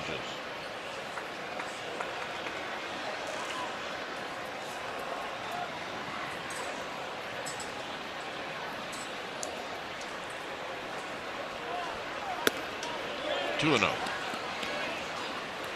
That first pitch could be so important. Well, it really can. I mean, the difference is if you have an 0-1 count, you don't have to go back to the strike zone. 1-0 count, you do. Now a 2-0, you really have to get back in the strike zone. Swing ain't gonna miss. And Castro helped him out. Did he ever? He knew it about halfway into that swing. It broke him down.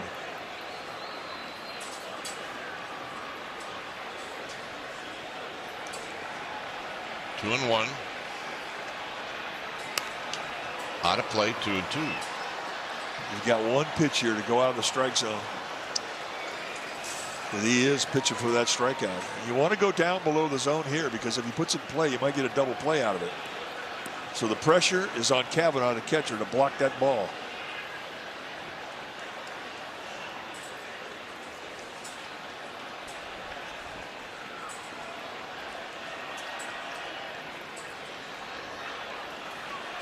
Here, Smith steps off.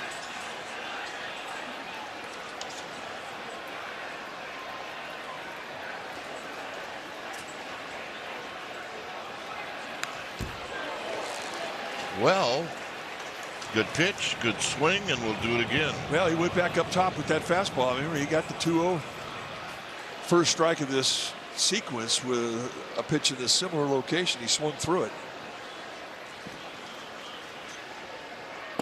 Got him! Oh, and a splitter, and you cannot throw a better one. And that's exactly what the doctor ordered. Dylan Smith, this is filthy.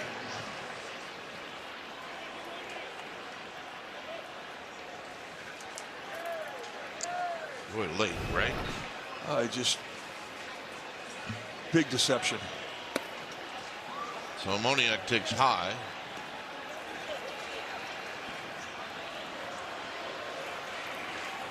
Two pop-ups for Moniak, one to right, one to center.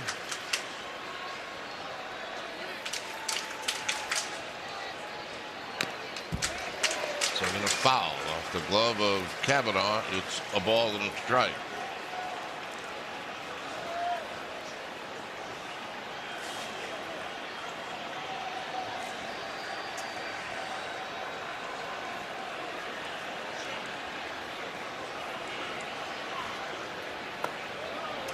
Two and one. There's the splitter, so a good take there from Moniak's perspective. Which means he's probably going to get to see another fastball here pretty soon. And he is going to get something close to the strike zone here.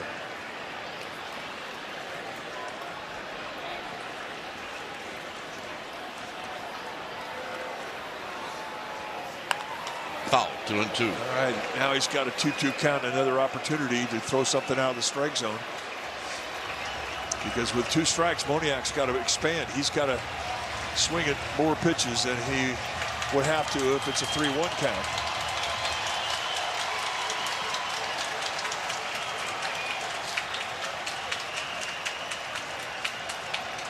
And the 2-2. Out of play. We'll do it again. That's a nice pitch. Four-seamer at 97, an outside corner on the knees. That sets up a lot. Now you can come back with that same splitter. Good chance he'll chase. You can go on the hands with a fastball. You can go above the strike zone.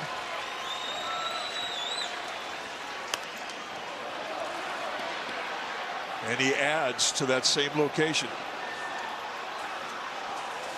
These are quality pitches.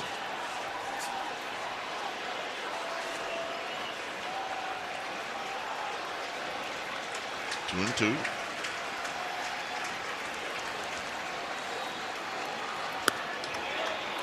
Full count. And that was an easy take. Now you've got to get after that strike zone and put the pressure on the hitter. Runners will be on the move. Get on the ground on one hop. And that'll end the inning. Robbie Ray is going to give Dylan Smith the biggest hug you've ever seen.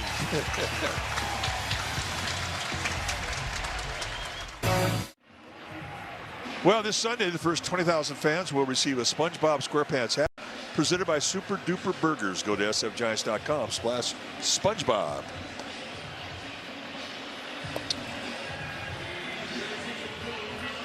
Well, it's time for a change. Switch to Comcast Business for all in connection and protection your small business can rely on. It's the left-hander, Brennan Bernardino. Bernardino, 34 years of age. He's in his 4th year at the big league level. And you're going to see sinkers and sliders, especially when you're hitting off the left side. Big guy, 6'4", 216, 34 years of age.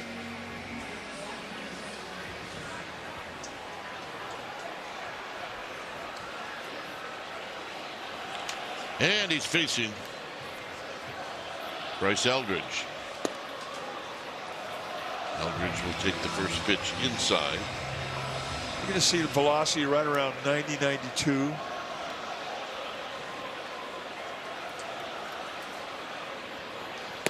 So don't let the big guy fool you, right, as far as velocity. But he's from the left side. I mean, he's throwing a high sidearm delivery. So, I mean, as flat as his breaking ball is, and he's got a big sweeper.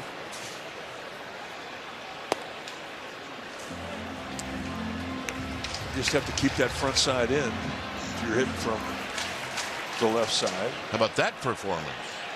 Yeah, that's about as good as it gets right there. Get out of my kitchen. It's 2-2.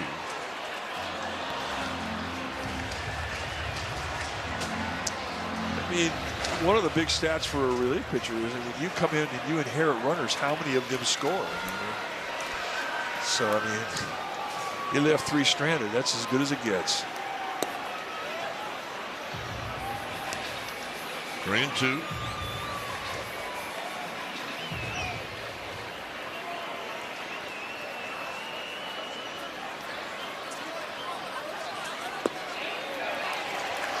And the big guy takes another walk.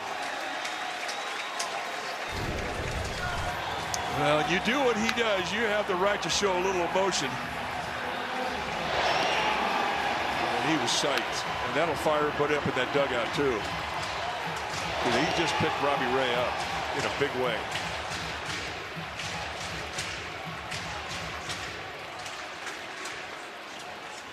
Where's the hug? There it is. There it was. But it may have been short, but he meant it.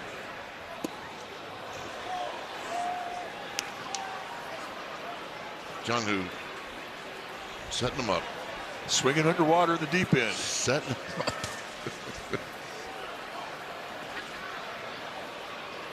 Eldridge with the walk.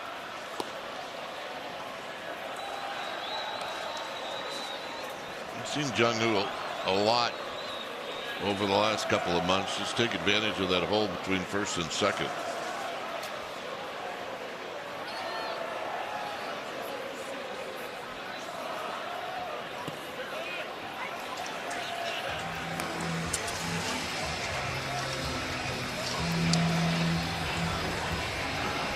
Eldridge reached 38 times in his last 41 games. It's a 404 on base. Center field, this is going to carry out to Karen.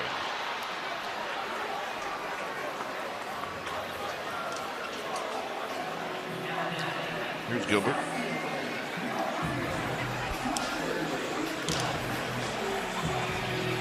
With Barracoto going on the IL and the Giants calling up Grant McCray, it doesn't really leave them with a right-handed hitting outfielder, unless you consider Jesus Rodriguez an outfielder, and he has played some of the outfield.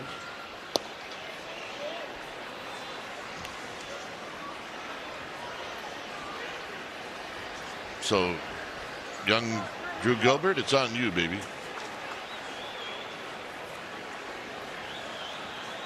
Here's Jesus Rodriguez.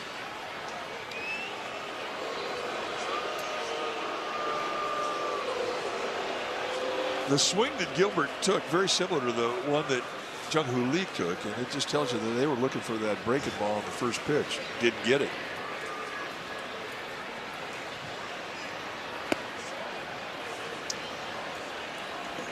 We're going to get a challenge. Catcher's challenging the ball call. ABS powered by T-Mobile. I thought it could be a strike. Rockies have used that ABS well tonight. Giants, not so much.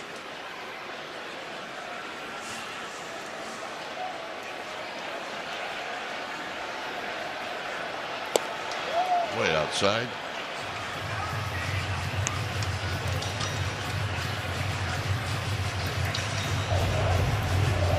Keaton Wynn, welcome back. Just got activated off the IL today. Getting ready for the 7th inning. 2-2. You got to have some guts to take that in a 2-strike count. They're going to challenge it. Not even close.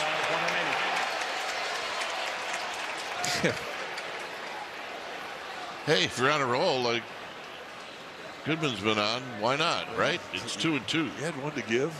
Good time to use it right there.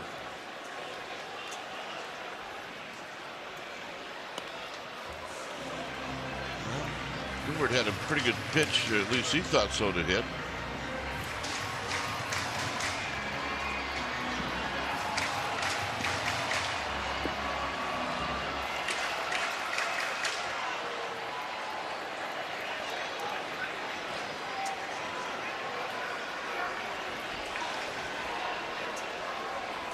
So we're going to see another 2-2 pitch.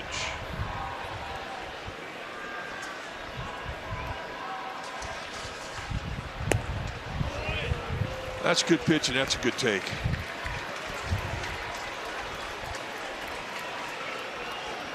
Yeah, Bernardino shaking his head. He thought he couldn't make him. He's surprised that Gilbert didn't get after that one.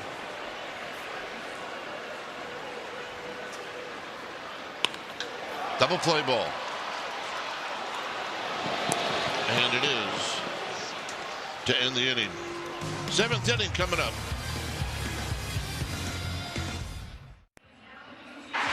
All right, let's check out our game summary brought to you by Toyota. Robbie Ray, with the help of Dylan Smith, held this Rockies lineup to just 1 run. And you can say the same for Tanner Gordon. Giants pick up a run in the 2nd on the Devers home run. And that's where we stand right now. It's 1-1 with Keaton Wynn coming into the game here in the 7th. About to make appearance number 30 on the year. Wynn a hard thrower. He'll throw mid to high 90s, more into highs than mids. Split and a slider. And Tovar takes high. Tovar doubled in the 5th inning.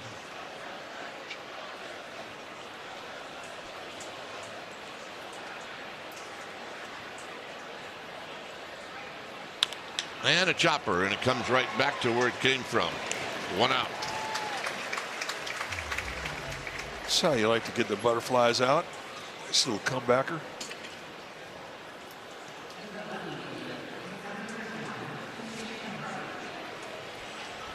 Here's McCarthy, who owns the RBI that tied this game. He doubled in the 5th inning.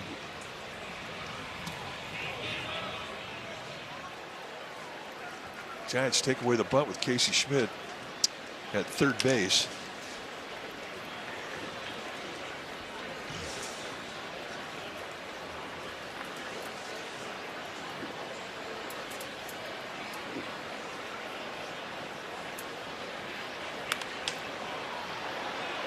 Souvenir down the left field line. Out play.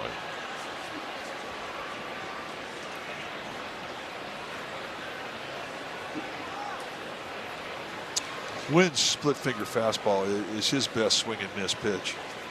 It's a good one. If that was it. And the thing about it, the split that he throws is he can throw it 90 miles an hour.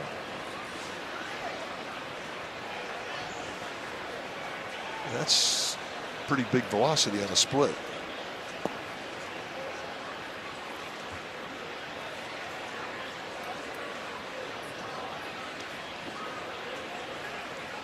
2-2.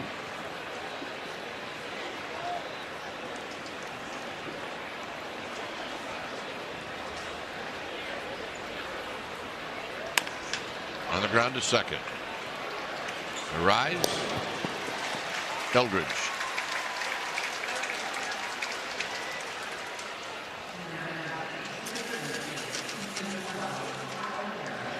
Here's Karras. Karras 1 for 3. The Rockies with 4 hits, the Giants with 8. He'll try and bushwhack on the first pitch too.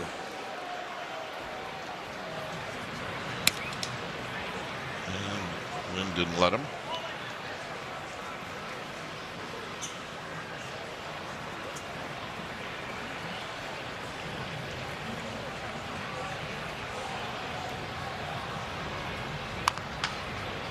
And this is going to be foul. If you're looking at how teams done with runners in scoring position, the Rockies are a hit in 7 at bats. The Giants are a hit in 4 at bats.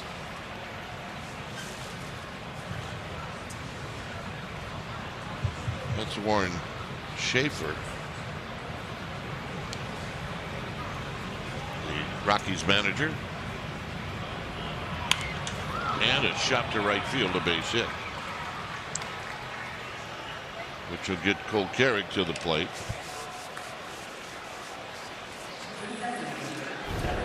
Good inside out approach. They had a big space on the right side of the field.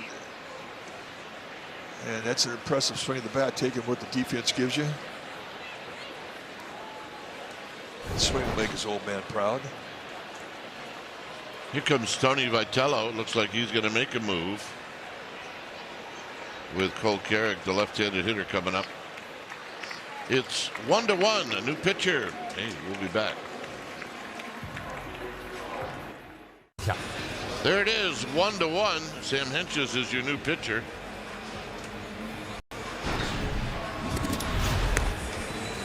Take a look at the numbers for Hentges. This will be appearance number 23. Hentges, 29 years old, 6th year at the big league level. All 6 foot 8 inches of him.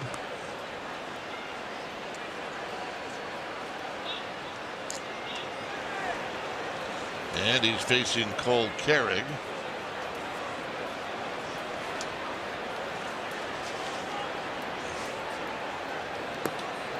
And the pitch is in tight. Carrick is a switch hitter.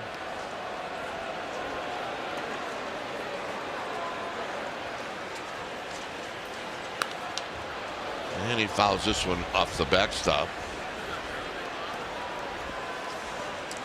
Not a lot of history between Carrick and Hentges. Just one at bat, and then that at bat he struck out.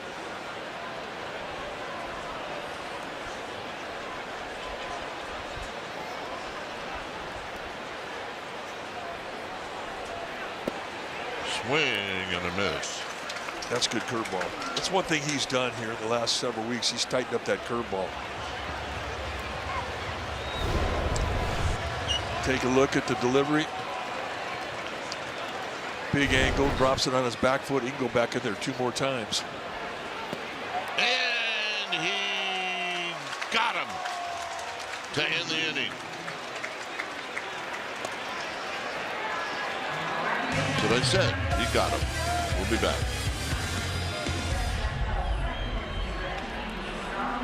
Time now for the Ultimate Performer, brought to you by your Bay Area BMW Center. 17 years ago today, in 2009, Jonathan Sanchez pitched the 13th no-hitter in Giants franchise history, and the first in 33 years. He struck out 11, didn't issue a walk, threw 110 pitches, and the only base runner he allowed was on a Juan Uribe error with 1 out in the 8th inning.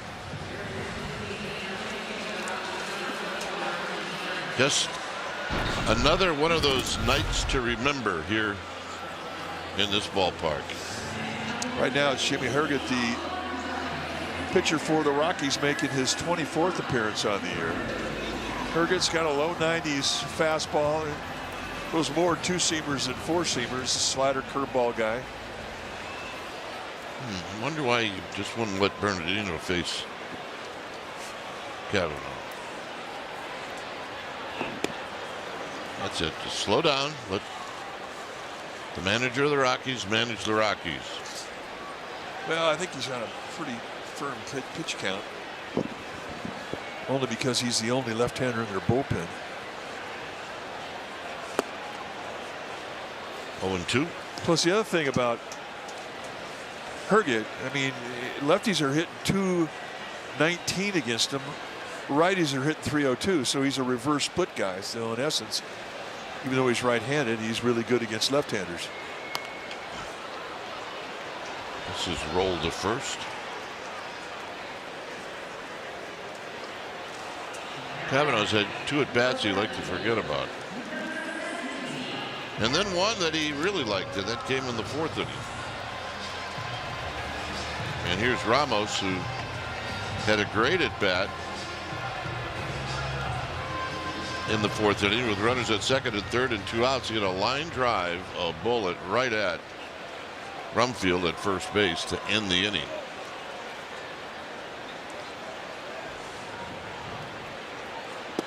And a strike.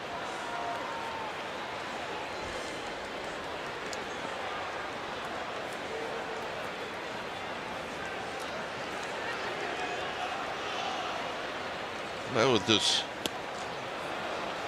heavy left-handed hitting lineup, Mike, in a way, it's a good thing they got the lefty out of the game.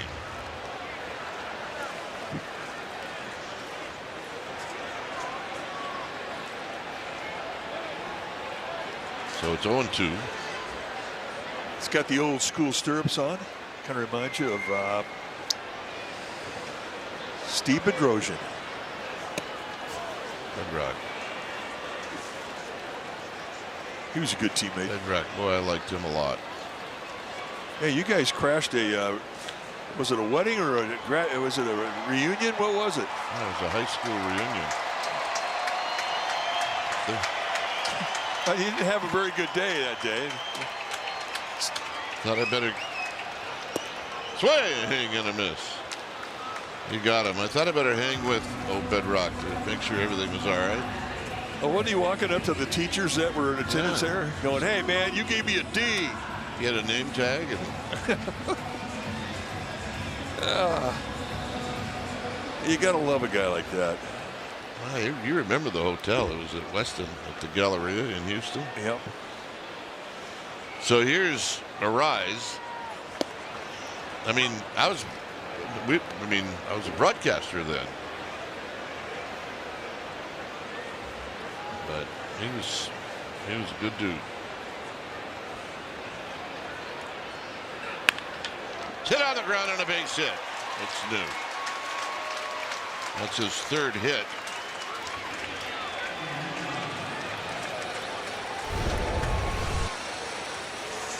Well, it's every night. I mean, it's 2 or 3 hits. A little fastball right below the belt, middle end.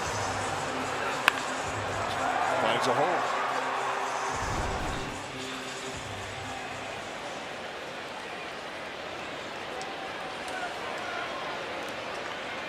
Schmidt is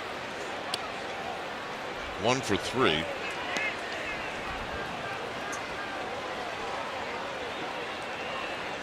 Seventh inning on a Friday night with Devers to follow. And runner goes, and the throw, and it's not in time.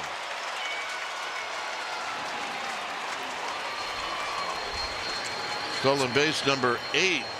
Tell you what, I'll give Goodman credit. He made it close. I tell you, this to me is the situation that really defines a base stealer. When you know everybody's looking for one and you can still get it and put yourself in scoring position. They could have challenged that. Well, if that swipe would have touched him, you're right.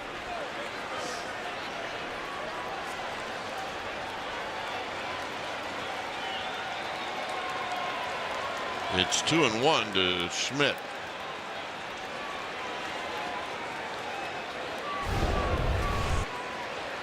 Did he touch the back end? I couldn't tell there. Didn't look like it from that angle. Swing and a miss. 2-2.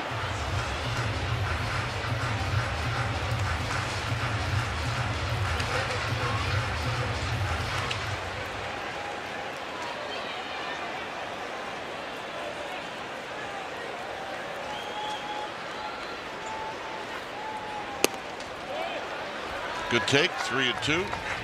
There was a time that would have been a tough take for him. Yep, he was taking a whack at it. And I really think what has been the difference in Schmidt has been his ability to stay in the strike zone with what he swings at.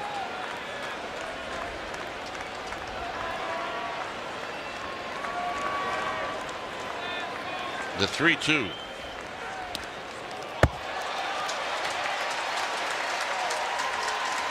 No idea what happened. It gets away from Goodman. It's ball 4, and Arise goes to third. It's got to be a pass ball. I mean, that's got to get caught. He just whiffed. So 2 gifts of 90 feet. I mean, don't you have to think about taking advantage of the one base you have here? Even if it's at second? You do.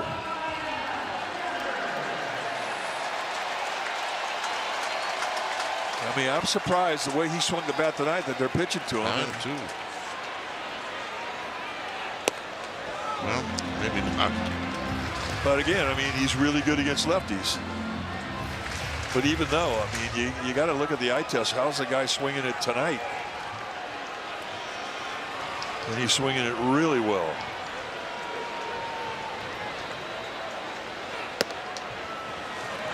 So the very fact that they're even going at him at all is a good thing. There's no way that's a strike.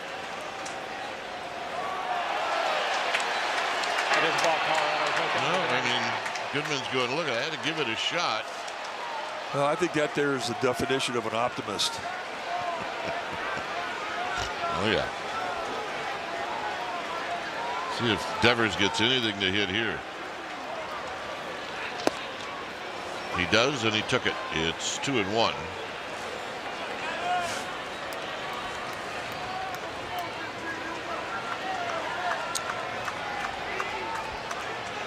Arise is at third. Schmidt is at first. And a pop-up that's going to be out of play. It's 2-2.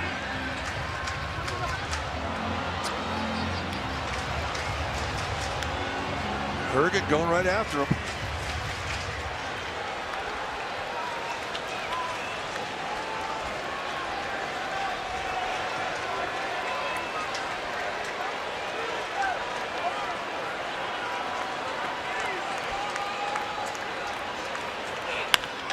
On the ground and a base hit.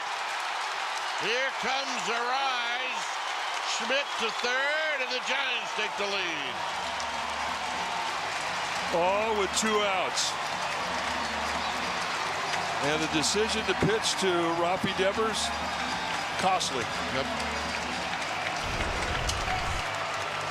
He does this in a 2-strike count, lays it right over the middle. He puts a charge into it and rakes it right past Rumfield. Boy, Rumfield probably another 3 or 4 inches, and he may have it. Devers has all the runs batted in this game for the Giants, and he's been on base 4 times. He's got 3 hits. Here's Adames.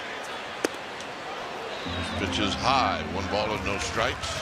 Right-hander sitting over 300 against Herget.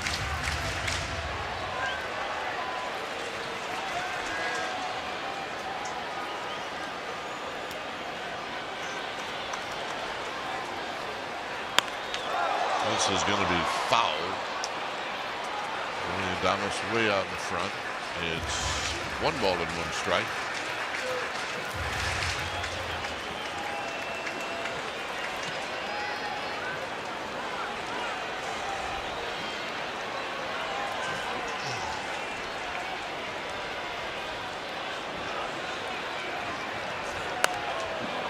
Little pop-up that's going to reach the seats, so it's 1-2.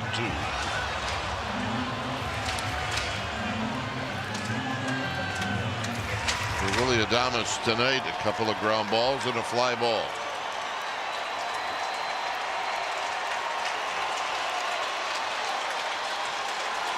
One and 2.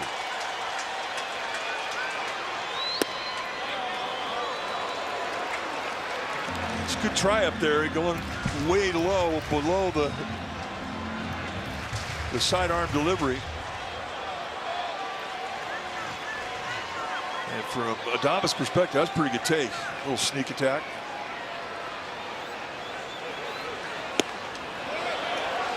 Wanted to go after it. It's 3-2. And it doesn't have to give in to him here either with that open second base. I mean, that's not an easy take. That big, flat, sweeping breaking ball. Adames will chase that ball off the plate away. From his perspective, that was a great take. So Devers will get to go here on 3-2. And it's hooked foul again. Those are not fastballs.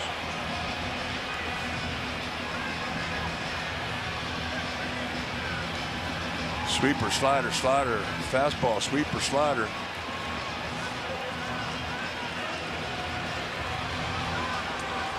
This will be the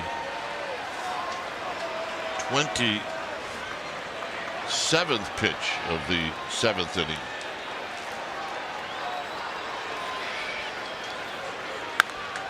Hooked, foul. Got a hanger there. Yep.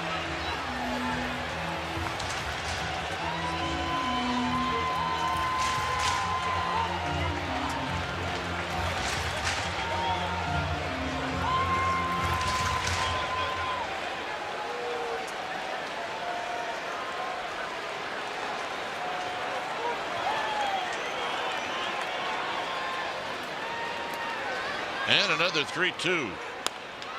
And another foul ball from right past Gary Pettis. Got a pretty good battle going on right here.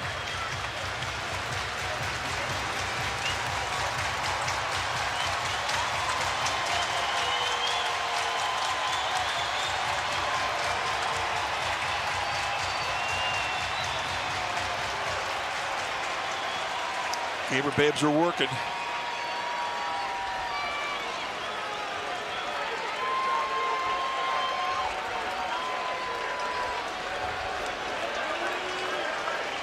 So we're going to reset as Adames gets back in.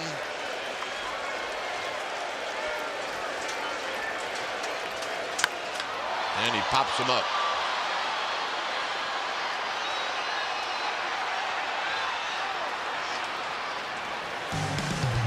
Giants take the lead.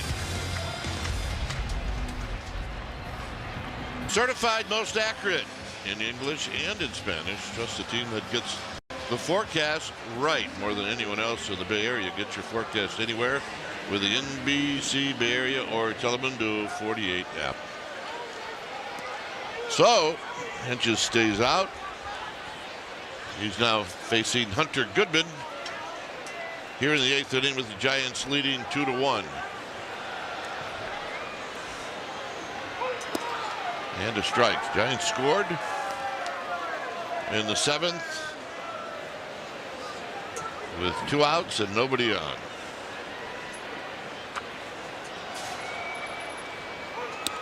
High and wide to Goodman. Goodman is lined out to left and he's walked twice. Henches has a good curveball going tonight. And he knows it.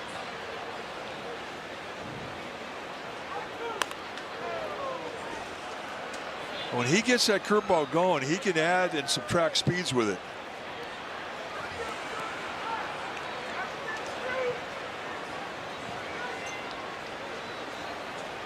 And that's a weapon when you consider how big that breaking ball is.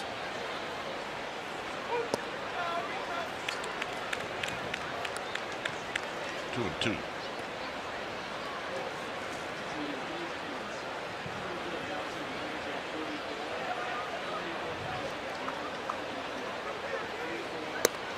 Got him.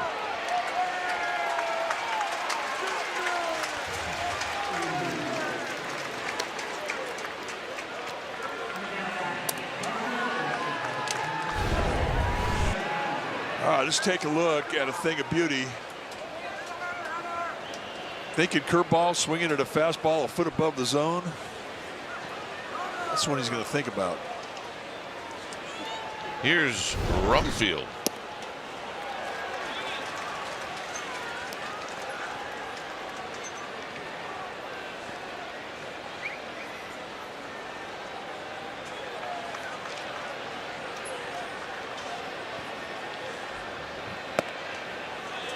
in tight. 34,144. Mike and I are off by about 100.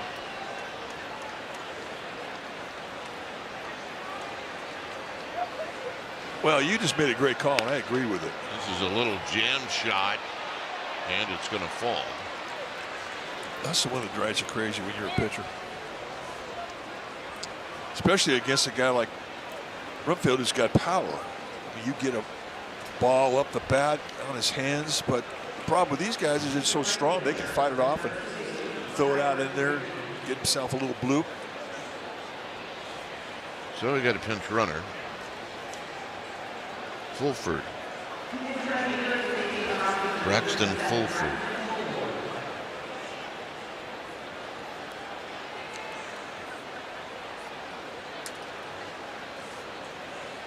And the hitter will be Freeman.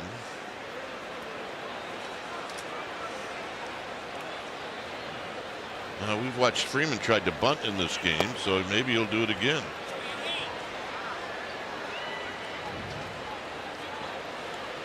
Just an interesting play with one out. Oh, yeah. There's no doubt that this is absolutely part of his game. He's forced Schmidt now to come in at third. And he shoots this one to right. Jung-Hoo in that corner, having to play the wind in that corner, and he makes the catch. I'd say that's one of his strengths in right field, is playing that corner. Yeah, you can see the ball did a couple of funny things on that fly ball. Well, the other thing, too, on that side of the field, when you hit it down the line, it'll blow back in towards the field. So you'll get late movement on it. You watch him, a little bit of an overrun. Now he's got to come back. But it's squared up right behind it.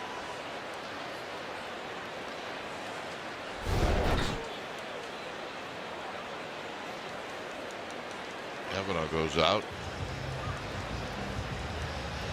Every once in a while, Mike, you have to be reminded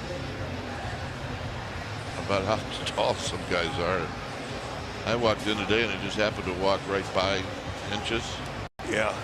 He's huge. He's 6'8". At least.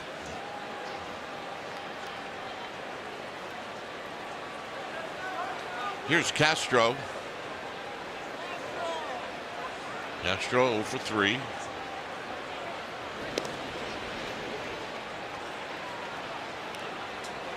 Used to, in Cleveland in the wintertime, have a traveling basketball team of the players that lived in the area. I know you did the same in Chicago. Imagine if they did that now with Eldridge and Hinches. I mean, it would be fun to watch. You could take on the Globetrotters. That was a lot of fun. It was fun. You'd play the alumni, gym teachers, anybody. Halftime, sign autographs. Foul back. It's 0-2, and you know, yeah, we got paid, but about just enough money to pay for gas. I mean, minimum wage was $20,000, $23,000, and in the last day of the season, you didn't get any more paychecks. No. That was it. So you go play on the basketball team, they gave me $200 a night, man. That was gold. That or go to the grocery store and be a checker. Yep, we had guys do that too. 0-2. And a big curveball, and it stays at 0-2. But in Chicago, there was a lot of opportunity for public speaking. Go to an event, Yeah. and you learn how to speak. Yeah, I know you're still working on it, but Yeah, it's a too. work in progress. But it was fun. digs this one out, and it's foul. Ooh. Otherwise, Fulford might be running for a while. You don't normally see the backup catcher get put in as a pinch runner, but he could move. This is the one you kind of held your breath with. Down the line, if that's fair, it's a tie ball game.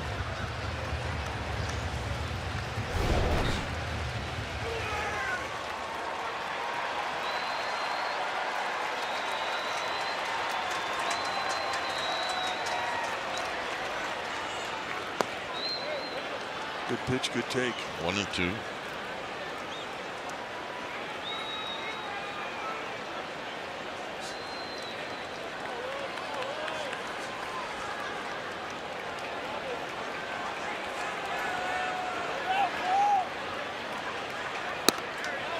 Two and two.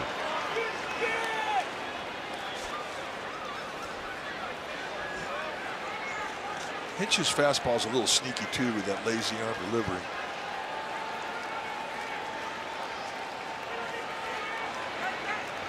Got him. That hard breaking ball. Castro not happy. Bat. Helmet. Giants lead 2-1. The ceremonial first pitch was thrown out by actor and comedian Garrett Morris. Garrett made television history as an original cast member of Saturday Night Live. And in 2017, Garrett and his fellow original Saturday Night Live cast members were inducted into the Television Academy Hall of Fame, honoring their lasting impact on the history of television. One of the great characters that Garrett Morris did was a baseball player with the Mets, Chico Escuela. And he had that hot on tonight, and he looked good in it. There's Chico Escuela, alias Garrett Morris. 89 years old. Joined us today for Black Heritage Day, and it's great to see him. Here's Antonio Zenzatella to Bryce Eldridge, and there's a called strike. Also into the game is Eduardo Julian, who's now at first.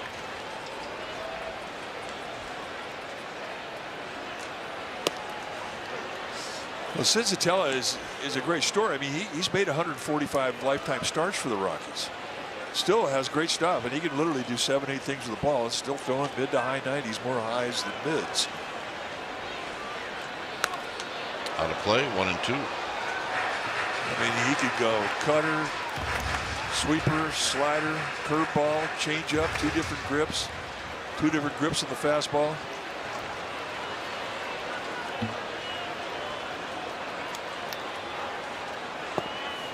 Down low.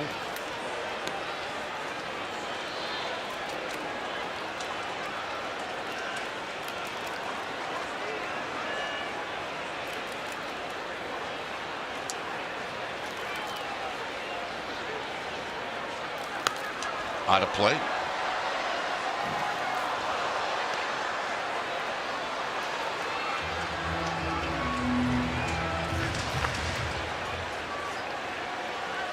Zenzatella just starting his 10th year at the big league level, all with the Rockies. Swing and a miss. He got him.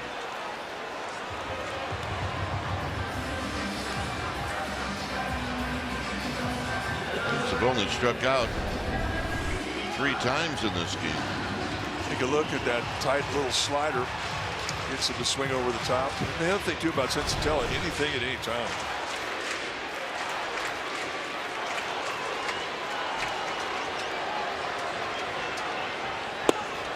And a strike to Jun-Hoo Lee.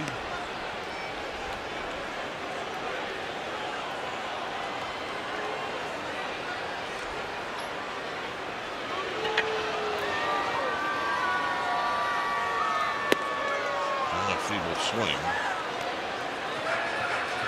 That's just late movement that broke him down.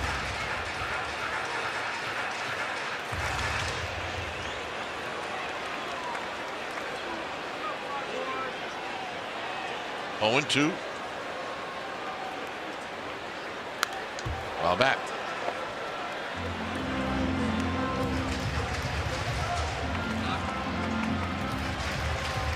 He's 10 at bats against Zenzatella.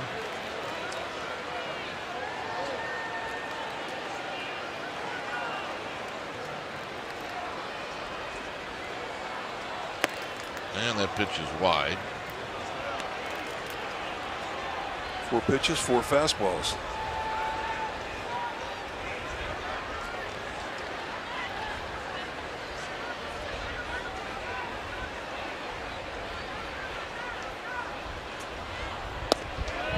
Down low.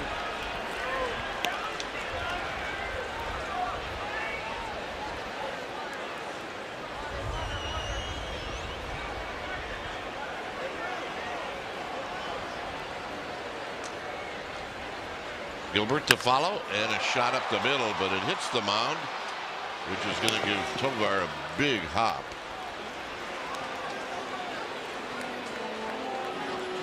And that'll bring up Gilbert. Watch this. That's a bad break for a hitter, but even if the ball doesn't hit the slope on the mound and cut velocity off it, it was going to get caught. They had it played perfectly.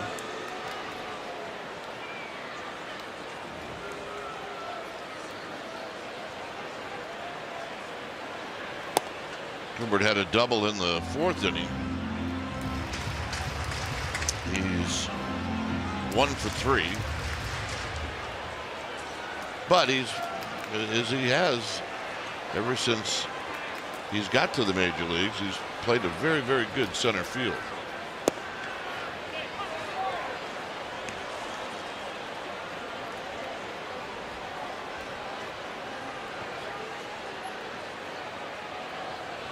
One ball and 1 strike.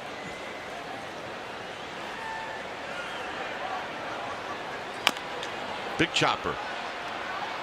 Zenzatella will make the play, and that'll do it in the 8th. So we'll head to the 9th. Giants lead by 1.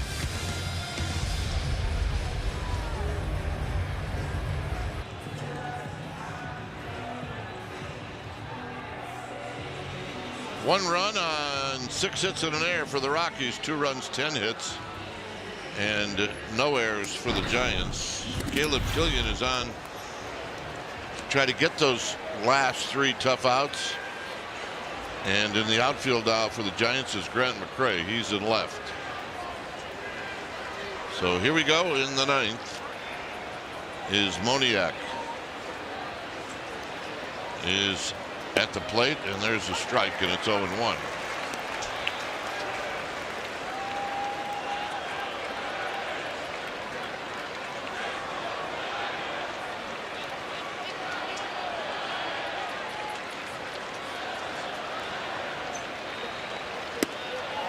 Nothing in 2 on the swing and a miss.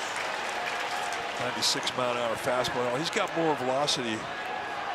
He can tip off at 99. He has hit 100.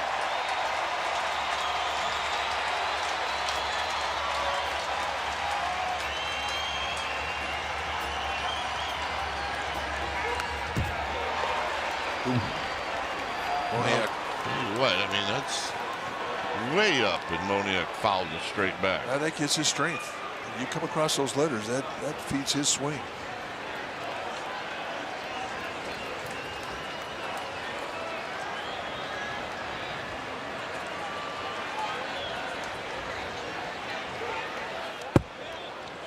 To the backstop, it's 1-2.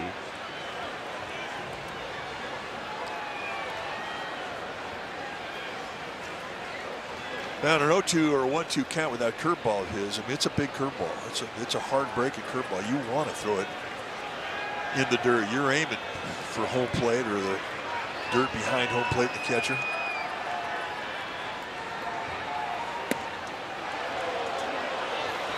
Two and 2.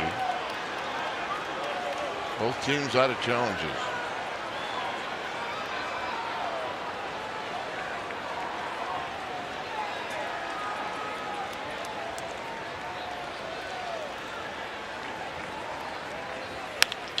Hit on the ground and a base hit.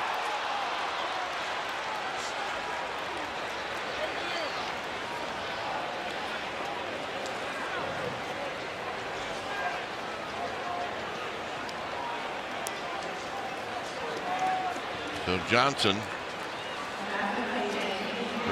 is going to pinch hit.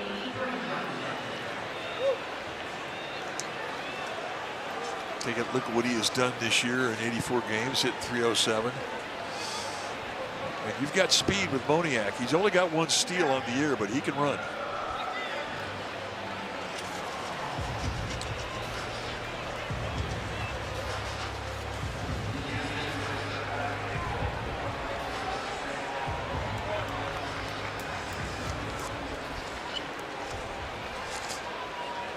Rockies can throw some speed at you. Moniak at first, Johnston in the batter's box, and McCarthy on deck. All can run.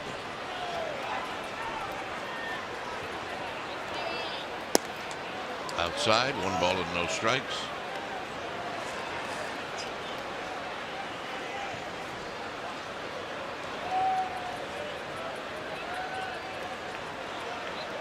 A walk and a double for McCarthy, who's on deck. Right now it's Johnson who you got to worry about. Johnson is a .307 hitter.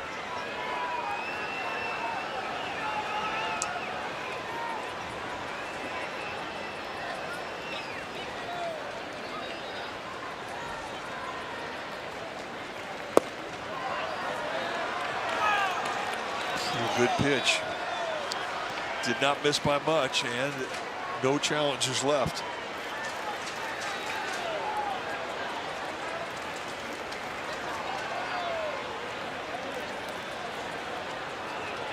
Here's the 2-0. And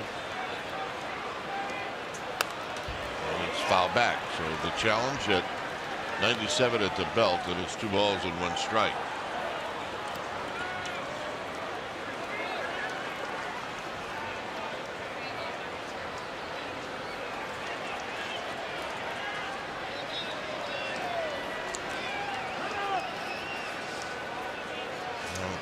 Steps out. The Rise is kind of guarding that hole. He's definitely playing away from double play depth. The ball hit the left side of the infield. It's going to be a tough double play to turn, especially with the speed Johnston has. 2-2. Any ground ball hit the left side of the infield, Rise is not going to be able to cover second base where he's positioned. Their positioning right there is telling me they're more concerned about getting 1 out than they are getting the 2 outs.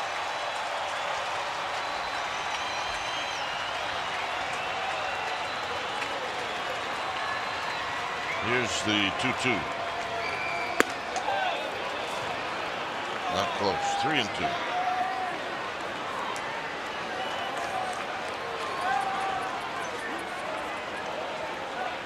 Well, you may see Moniak go. Let's wait and see. In the 3-2, runner does not go, and the walk. And that's the last thing he wanted to do.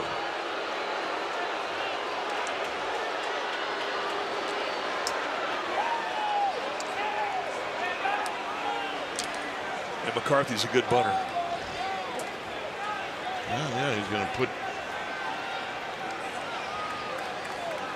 Here's some message coming out. Well, they're going to talk about bunt coverage here. I mean, even on a sacrifice bunt at a moderate speed, the pressure that McCarthy can put on you because of his leg speed doesn't make any bunt play a comfortable play.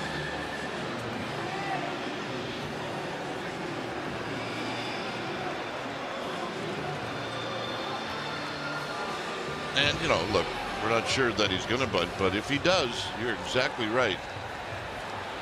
The play inevitably is going to be very, very close at first. Where's the first and second? Bunt should go down the third base line.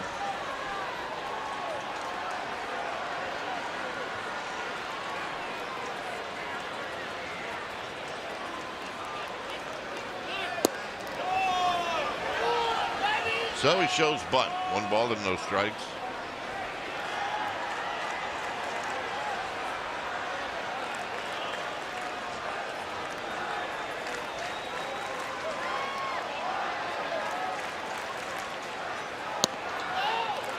Two and out. Well, you got to throw a strike. You cannot defend a walk.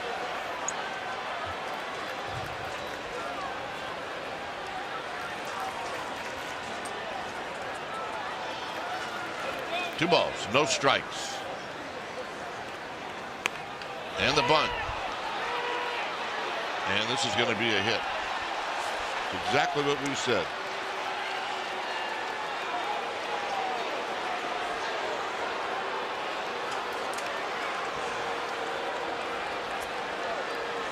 Well, they had a bases loaded, nobody out situation. back in the 6th inning, and Dylan Smith got him out of it. And this is what Caleb Killian is being asked to do again.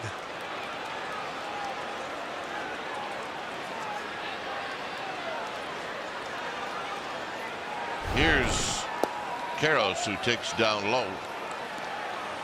Giants have the infield in.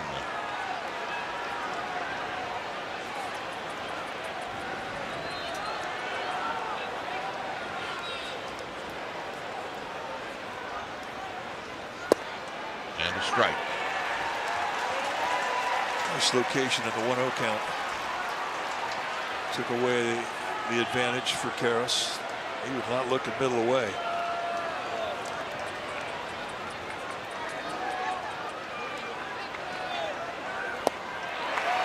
Good pitch, 1-2.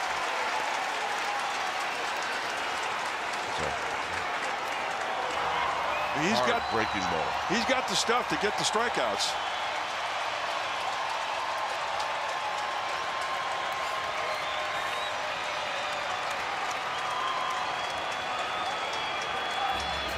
One and two.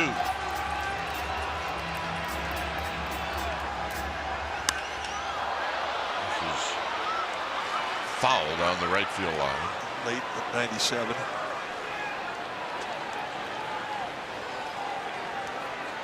Now the pressure's on Drew Kavanaugh, the Giants catcher, to block that ball in the dirt. Because if you throw a curveball here, you do not want to get it in the strike zone. Below, down.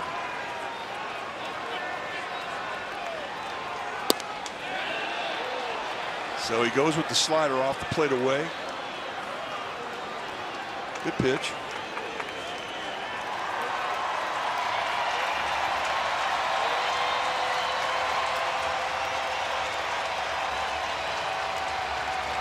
Two-two pitch and a big one. And a little jam shot up the middle for a base hit. This is going to knock in two. It'll put runners at the corners.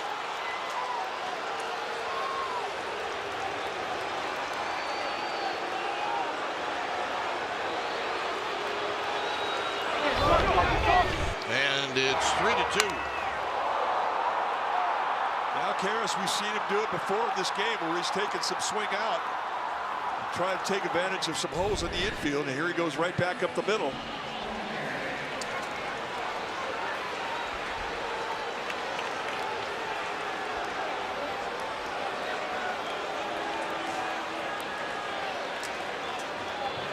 And this is going to be a rough walk back to the dugout for Caleb Killian.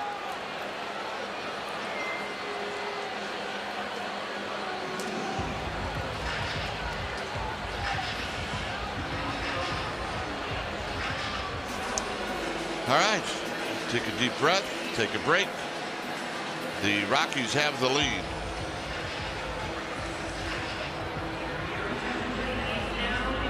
It's a 3-2 lead for the Rockies. It may not be done yet. They got runners at the corners with nobody out. This inning started out with hit, walk, bunt single, and then hit. And here's Eric Miller. 31st appearance on the year for Miller. 1-0 with a 3.60 ERA. 35 strikeouts in 25 innings. He's inherited a strikeout situation.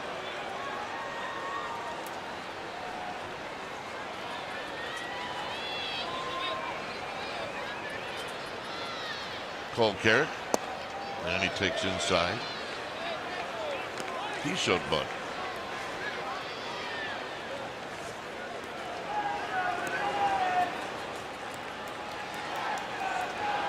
Just play the infield in.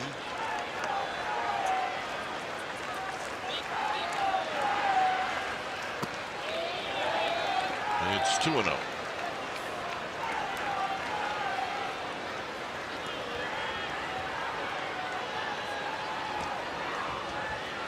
Yeah, he really does not have that base open when you consider they've got Goodman with 27 home runs in the on-deck circle. They'd like to save that second base for him if they could. And he bunts through this one. It's 2-1. I find this interesting. I mean, you got your third place hitter up here in a bunt situation, and you got a 1-run lead. I just think maybe they're just trying to take advantage of the speed at third and McCarthy.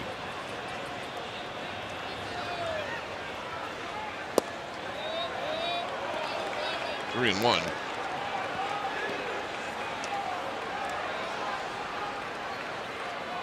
And there's Goodman.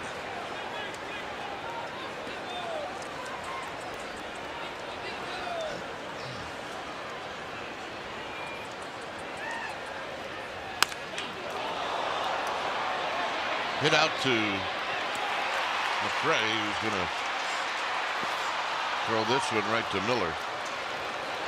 And it's a sacrifice fly.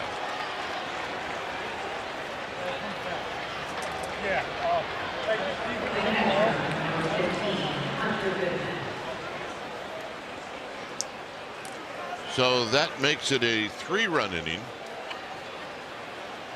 And the hitter now is Hunter Goodman.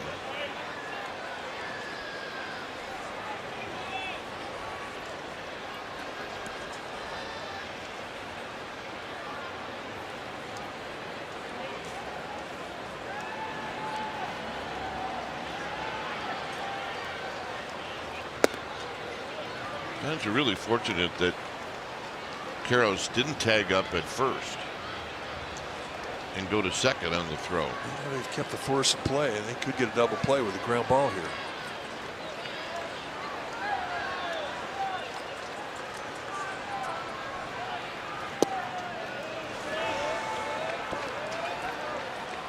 Two balls and no strikes.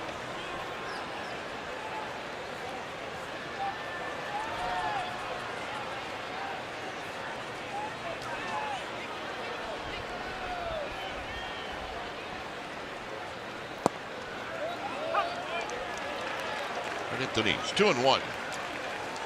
2-0 curveball.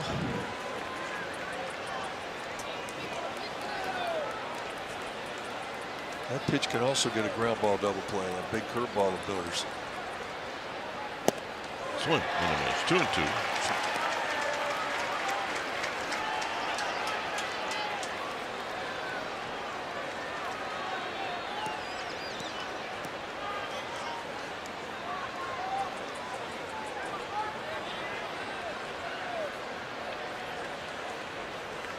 Karros at first.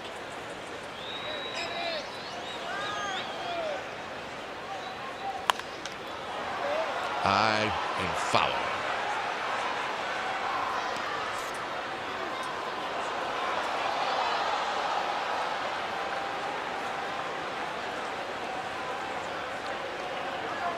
Casey Schmidt playing about as deep as you could play at third base.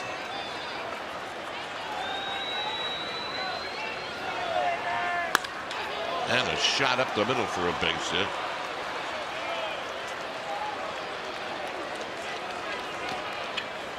Get a guy with the power of Goodman up there playing a corner position like Schmidt, you get those big curveballs coming into him. That'll give you a queasy feeling. Goodman is that strong. Julian.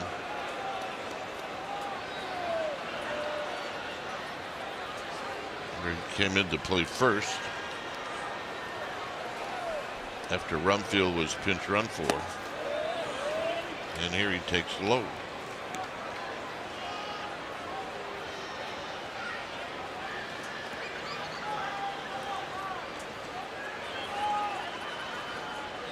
Karros at second. Goodman at first. That's a strike.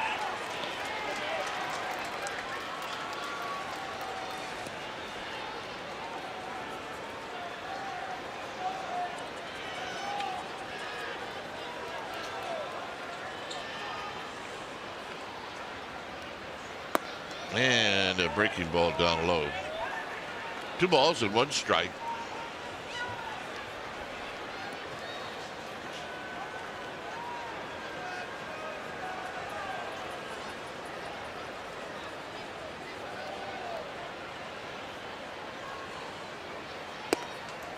Good breaking ball, 2-2.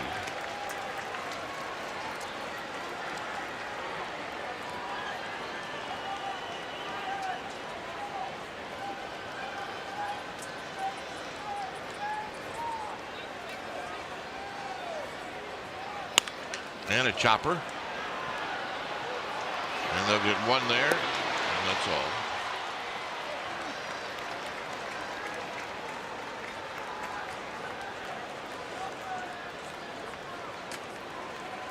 Keep the deficit at 2. Give yourself a chance in the 9th. Just too much speed on the back end from Julian.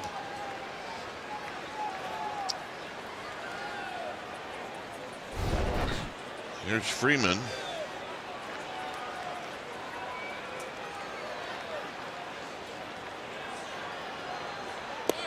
And Freeman. Now, I don't doubt that it hit him in the hand, but that hand's part of the bat, and he took a swing at it with the bunt. So that's a strike. Warren Schaefer's going to come out and plead his case. They have to determine right now if indeed it was a swing or an attempt to bunt. So Schaefer asking for a conference.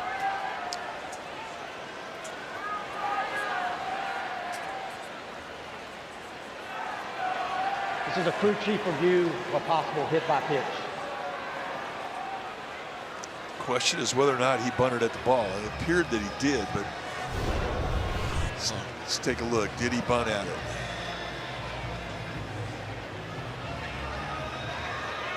You know, that's not what they're looking at, Mike. Yeah, they're looking to see if it hit his hand. He did not bunt at it. He pulls it back. You know, there's no way they can tell if that hit his hand or not.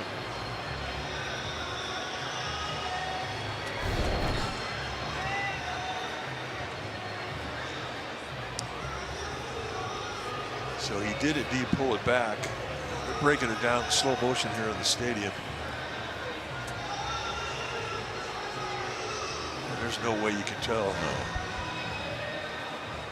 I don't care how hard you magnify that, it's still not clear.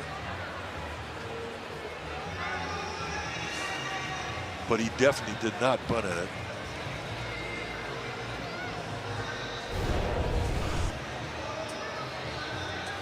Here's what we're seeing.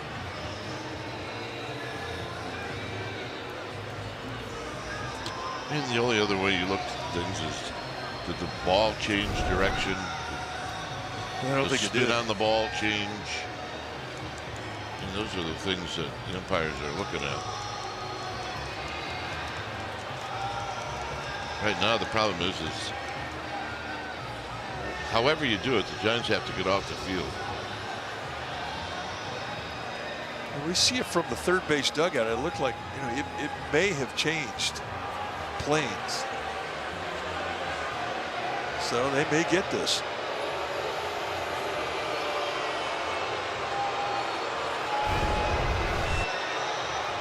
This is the look we're talking about.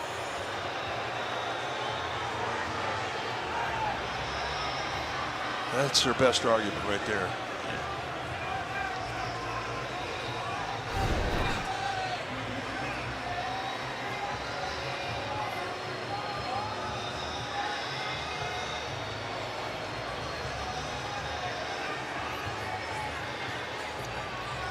There must be a curfew in New York. I mean, look, a lot of ways you can look at it. I mean, is this call going to change the game one way or another? Well, Bill Miller's crew's there, and Todd Tichenor are the two After crew chiefs. review, the call on the field stands. The foul ball, batter remains at the bat, 0-1 strike. Just not enough there to overturn it. So Giants catch a break. We know what Freeman wants to do anyway. He wants to bunt. Yeah.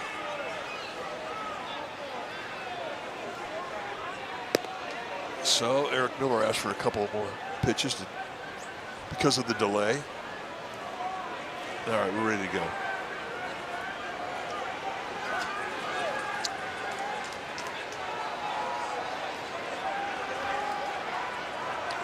So 0-1.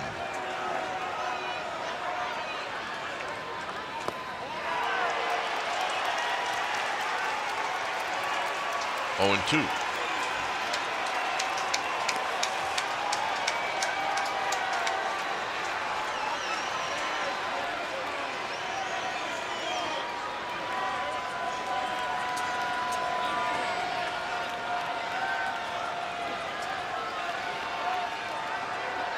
Runner goes. Pitch is high, so there'll be no throw.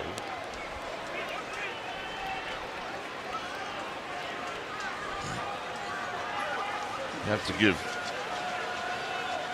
I was going to say you almost have to give Julian a stolen base, but they don't.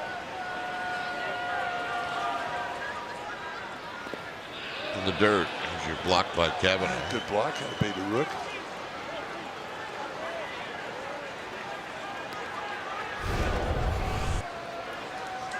Miller was trying to bounce his curveball ahead in the count. The thing about a curveball is they're pretty predictable. Change-ups and fastballs and splits, different animal.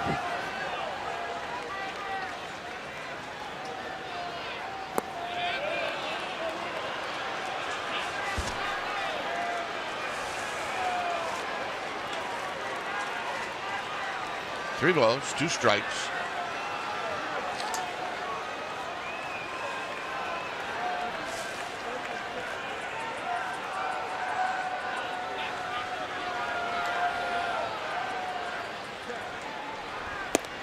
And he got him. A 26-minute inning, and the Giants trail by 2.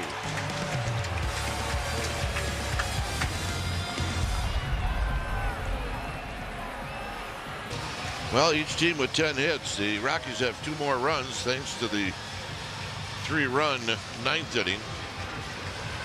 Jordan Romano is now doing the pitching.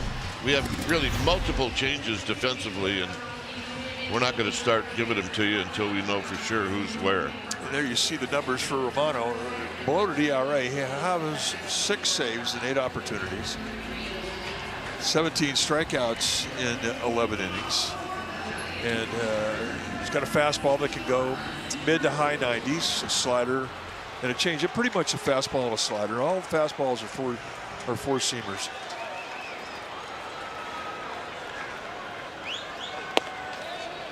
So Kavanaugh takes a strike. He's 1 for 3.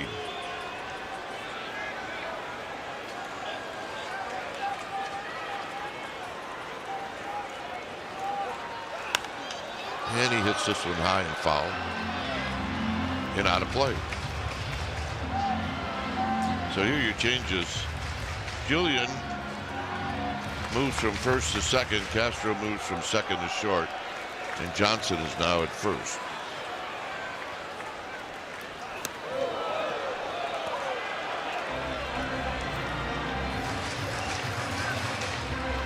Oh, and 2.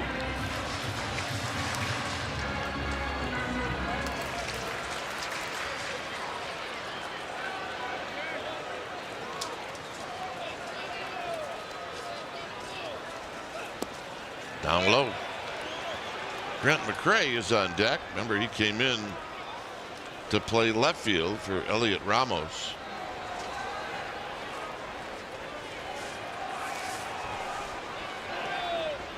So here it's 1 and 2. And a roller foul.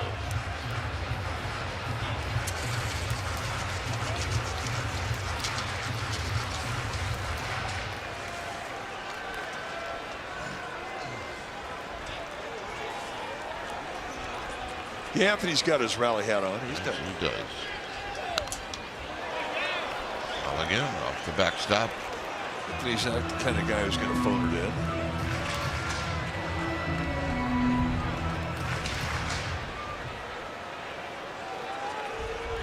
Big at bat here for Kavanaugh. The leadoff hitter on here, can liven everybody up. Ooh. Yeah. Close. But I saw a flinch. I don't trust the top of the strike zone in there, especially that big high curveball.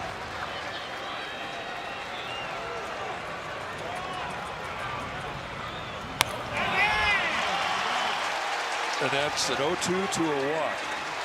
Great at bat. Romano could get a wild hair up his nose. So Grant McCray is going to take his first at bat this year. At this level.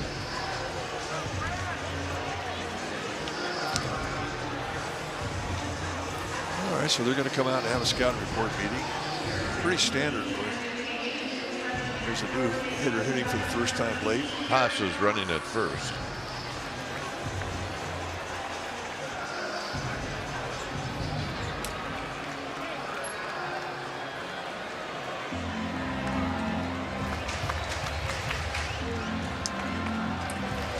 One thing you look at as a pitching coach, if you get to a 3-2 count in a game like this and you miss by a big margin, you do have concern for your guy on the mound.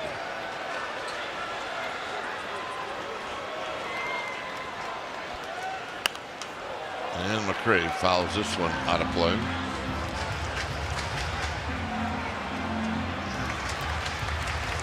McRae, lots of speed, and he's got power.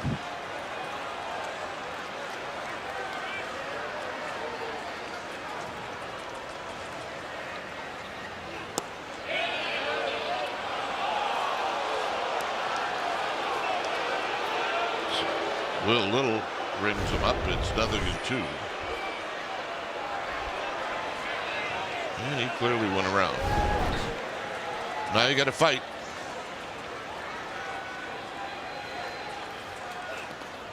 In the dirt, 1-2. You fight like heck because you got a rise and then you got the beef coming up.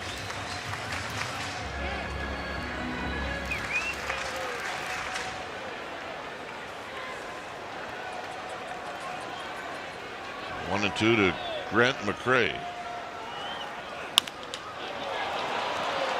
They're going to get one, but not two.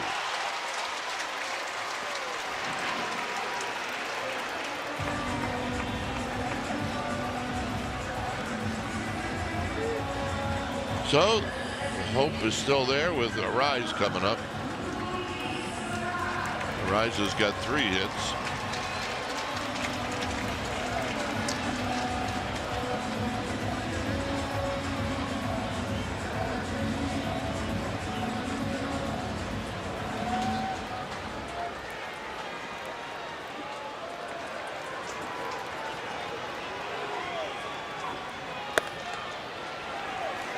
Take it all away.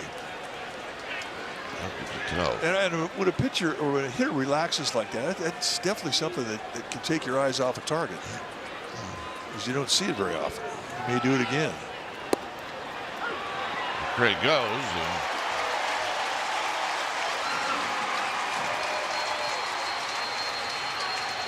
And a stolen base, all that does is it keeps you out of a potential double play ball.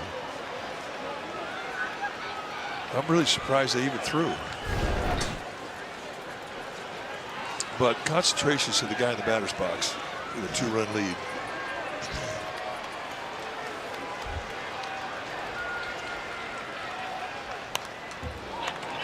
One and two.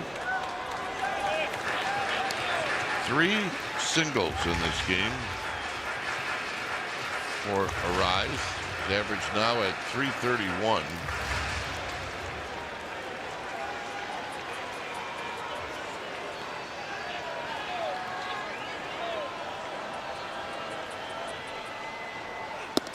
Look out. Right now, he's got a better feel of the breaking ball than he does the fastball. Because his margins of miss with the fastball are big.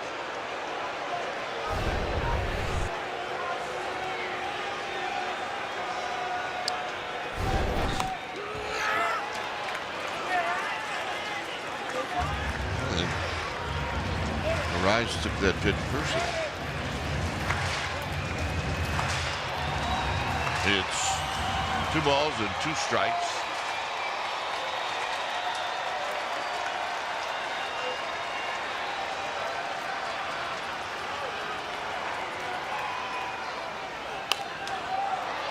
And he pumps it out of play. We got a fight going on here.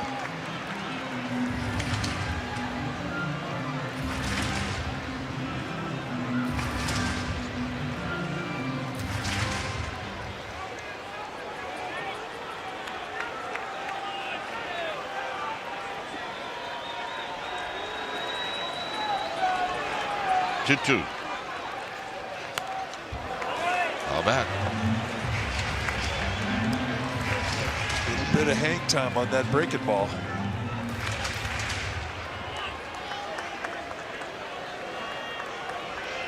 I want to make a habit of missing up in the strike zone to Arise. It's his bread and butter. And here we are again at a 3-2 pitch. The way that he's missed with that fastball, I mean, if you're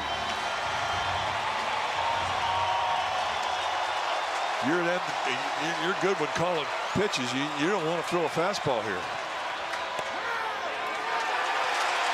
And there's the breaking ball, and we got the go-ahead win and run stepping in the batter's box. And what a great at bat that was. Well, if Schmidt doesn't hit into a double play, it gets Devers at least an at bat.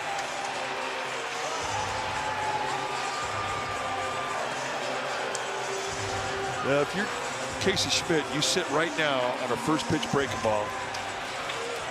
And if it's in that strike zone, have at it.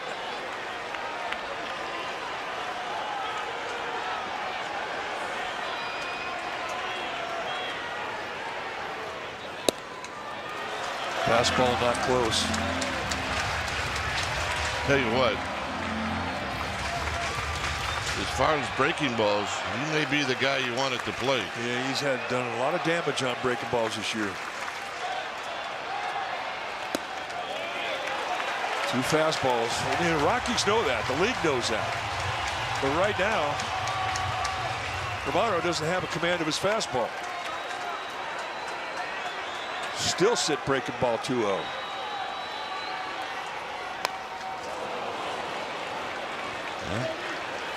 He's thinking along the same lines as you are. It's 2 balls and 1 strike.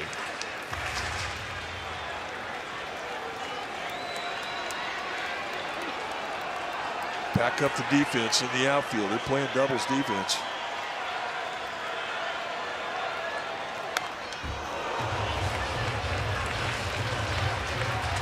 Two and 2 on a good swing.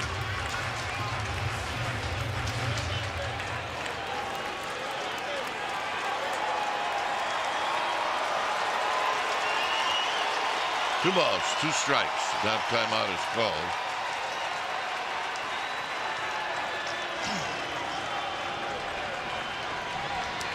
McRae at second. Arise at first.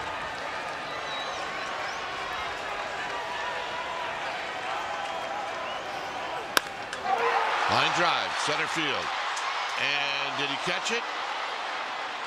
Somebody make the call. They're going to say he did catch it.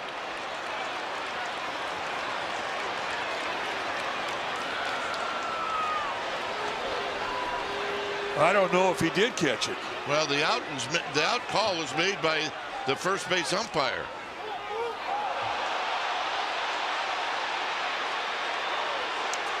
Now Lance Barksdale, the first base umpire, is the crew chief.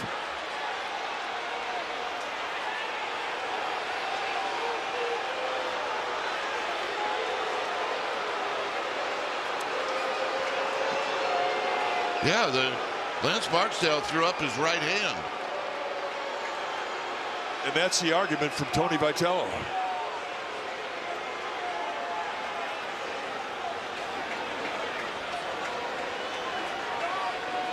I mean, you can't deny it.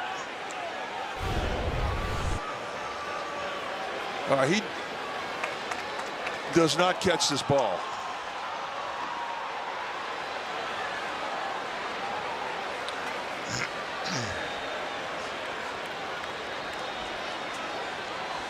That's a no catch. Now it's just a matter of did Lance Barksdale put that arm out? It's what I went with the call. So that's proof to me. That freezes the runners. That gets both coaches on first base and third base screaming, "Get back!"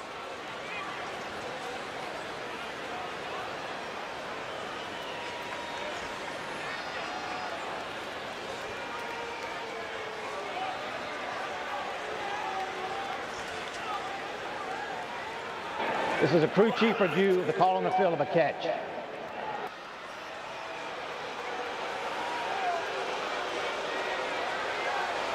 Gary Pettis is relaying to Tony Vitello what he saw. Right. Because he was one of the coaches yelling, "Get back." So the point is, if it's not a catch, do you place the runners? If he shows a signal with his arm, you'd have to.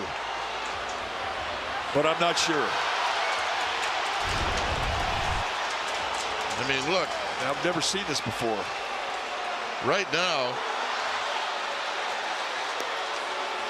Warren Schaefer, the Rockies manager, he's out, and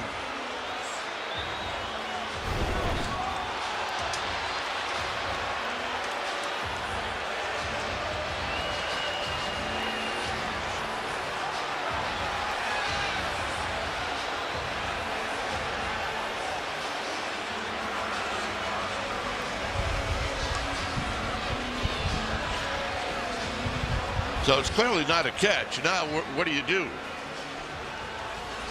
I'm assuming it's a no catch. You place the runners one base up, and the bases would be loaded for Devers. Well, the verbal call in the safe signal override the physical sign. This is something we've never seen before.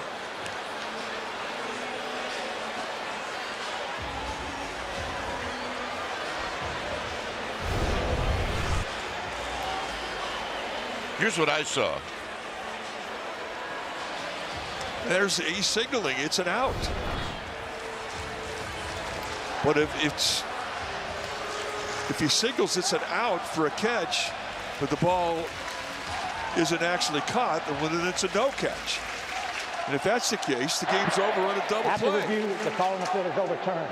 There is no catch. Based on the reaction of the fielders going on the call and the runners, we're moving each runner up one base. Will be the bases loaded. So there you go. How about that?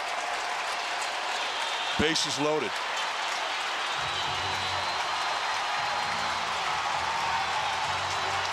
What an at-bat for Schmidt. How about that?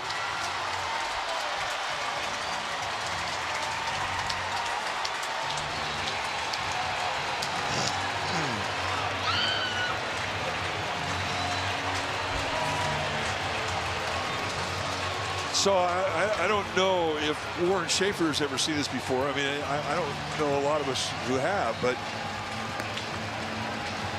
oftentimes that's how you learn a rule.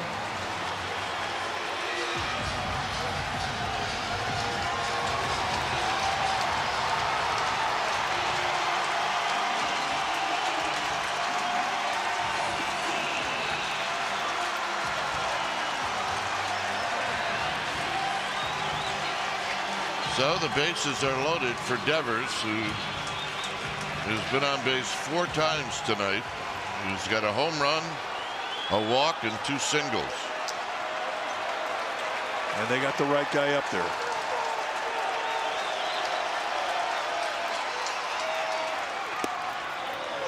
And a strike. Well, Devers is watching the lack of control of the fastball for Romano too. He's up there thinking breaking ball. So Romano steals a strike with the fastball.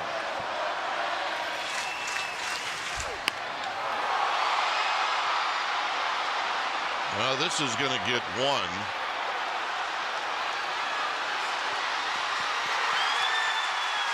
And it's 4-3.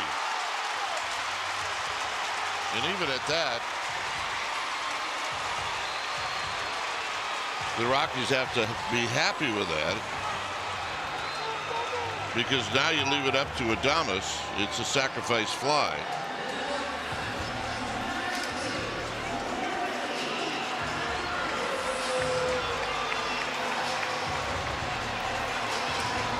And if you think Willie Adames is due, he is.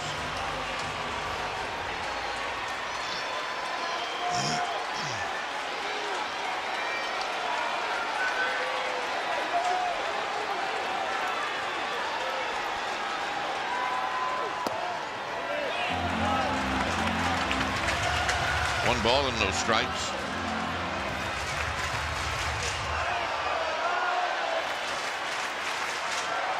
Arise and Schmidt are your base runners.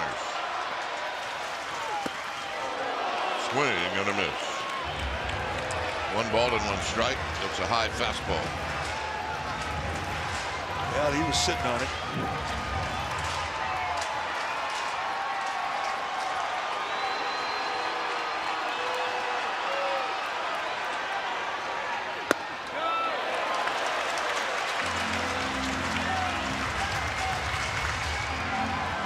Rockies played deep set with Carrick in center field.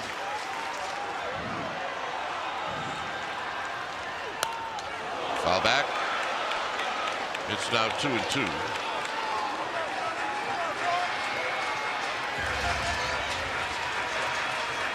Runners are going to get a 2-out jump. Thomas finds a gap here. He could end this ball game.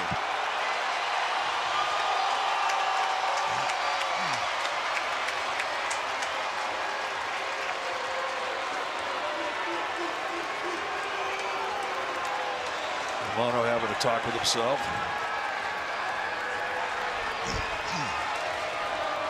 Two and two. Here we go.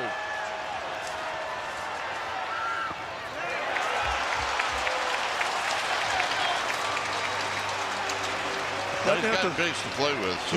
You're right. He didn't have to throw a strike here.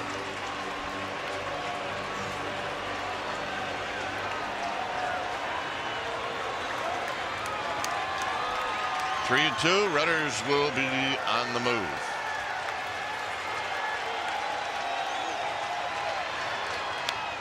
Foul back. Thomas expanded. Did the extendo, and he stays alive. You got a great arm in center. You got a great arm in right. You and below average arm in left. Good speed at second. Good speed at first.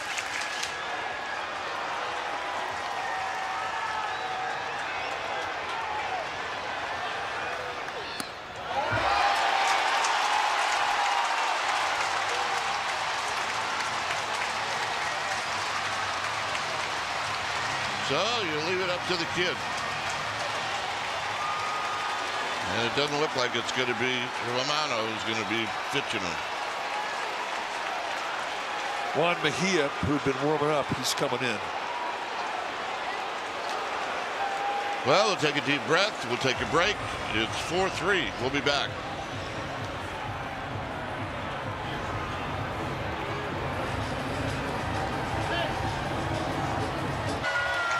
The Rockies are the 4-3 lead.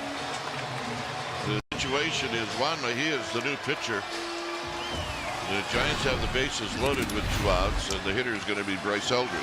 Now Mejia's numbers: 5.79 ERA in 37 appearances. He's got 3 saves. You look at his splits. Each right-hander's up. They're hitting 198. Lefties hitting 346 against him, and he's got 22 walks in 42 innings.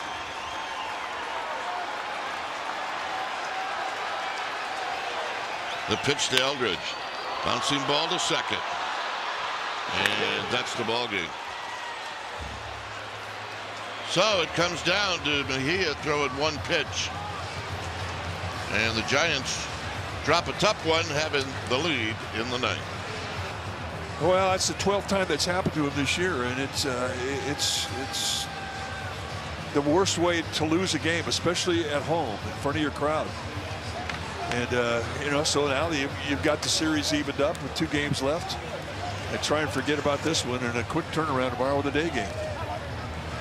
So stay tuned after the game for Toyota Giants post-game live. The final score here is the Rockies 4, the Giants 3 for our viewers on NBC Bay Area KNTV. Thanks for watching, and stay tuned after the break for local news. And if you're watching us on NBC Sports Bay Area, keep it right here for Toyota Giants post-game live starting right now.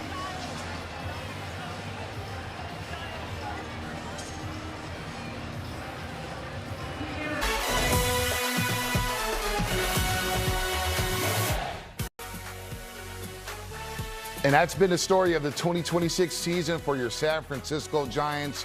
They lose 4-3 to Colorado, blowing a lead in the ninth inning. They nearly rallied in the bottom of the ninth. Bryce Elgis with a chance to win the game. He grounds out to second, and the Rockies even up this 4-game set at a game apiece.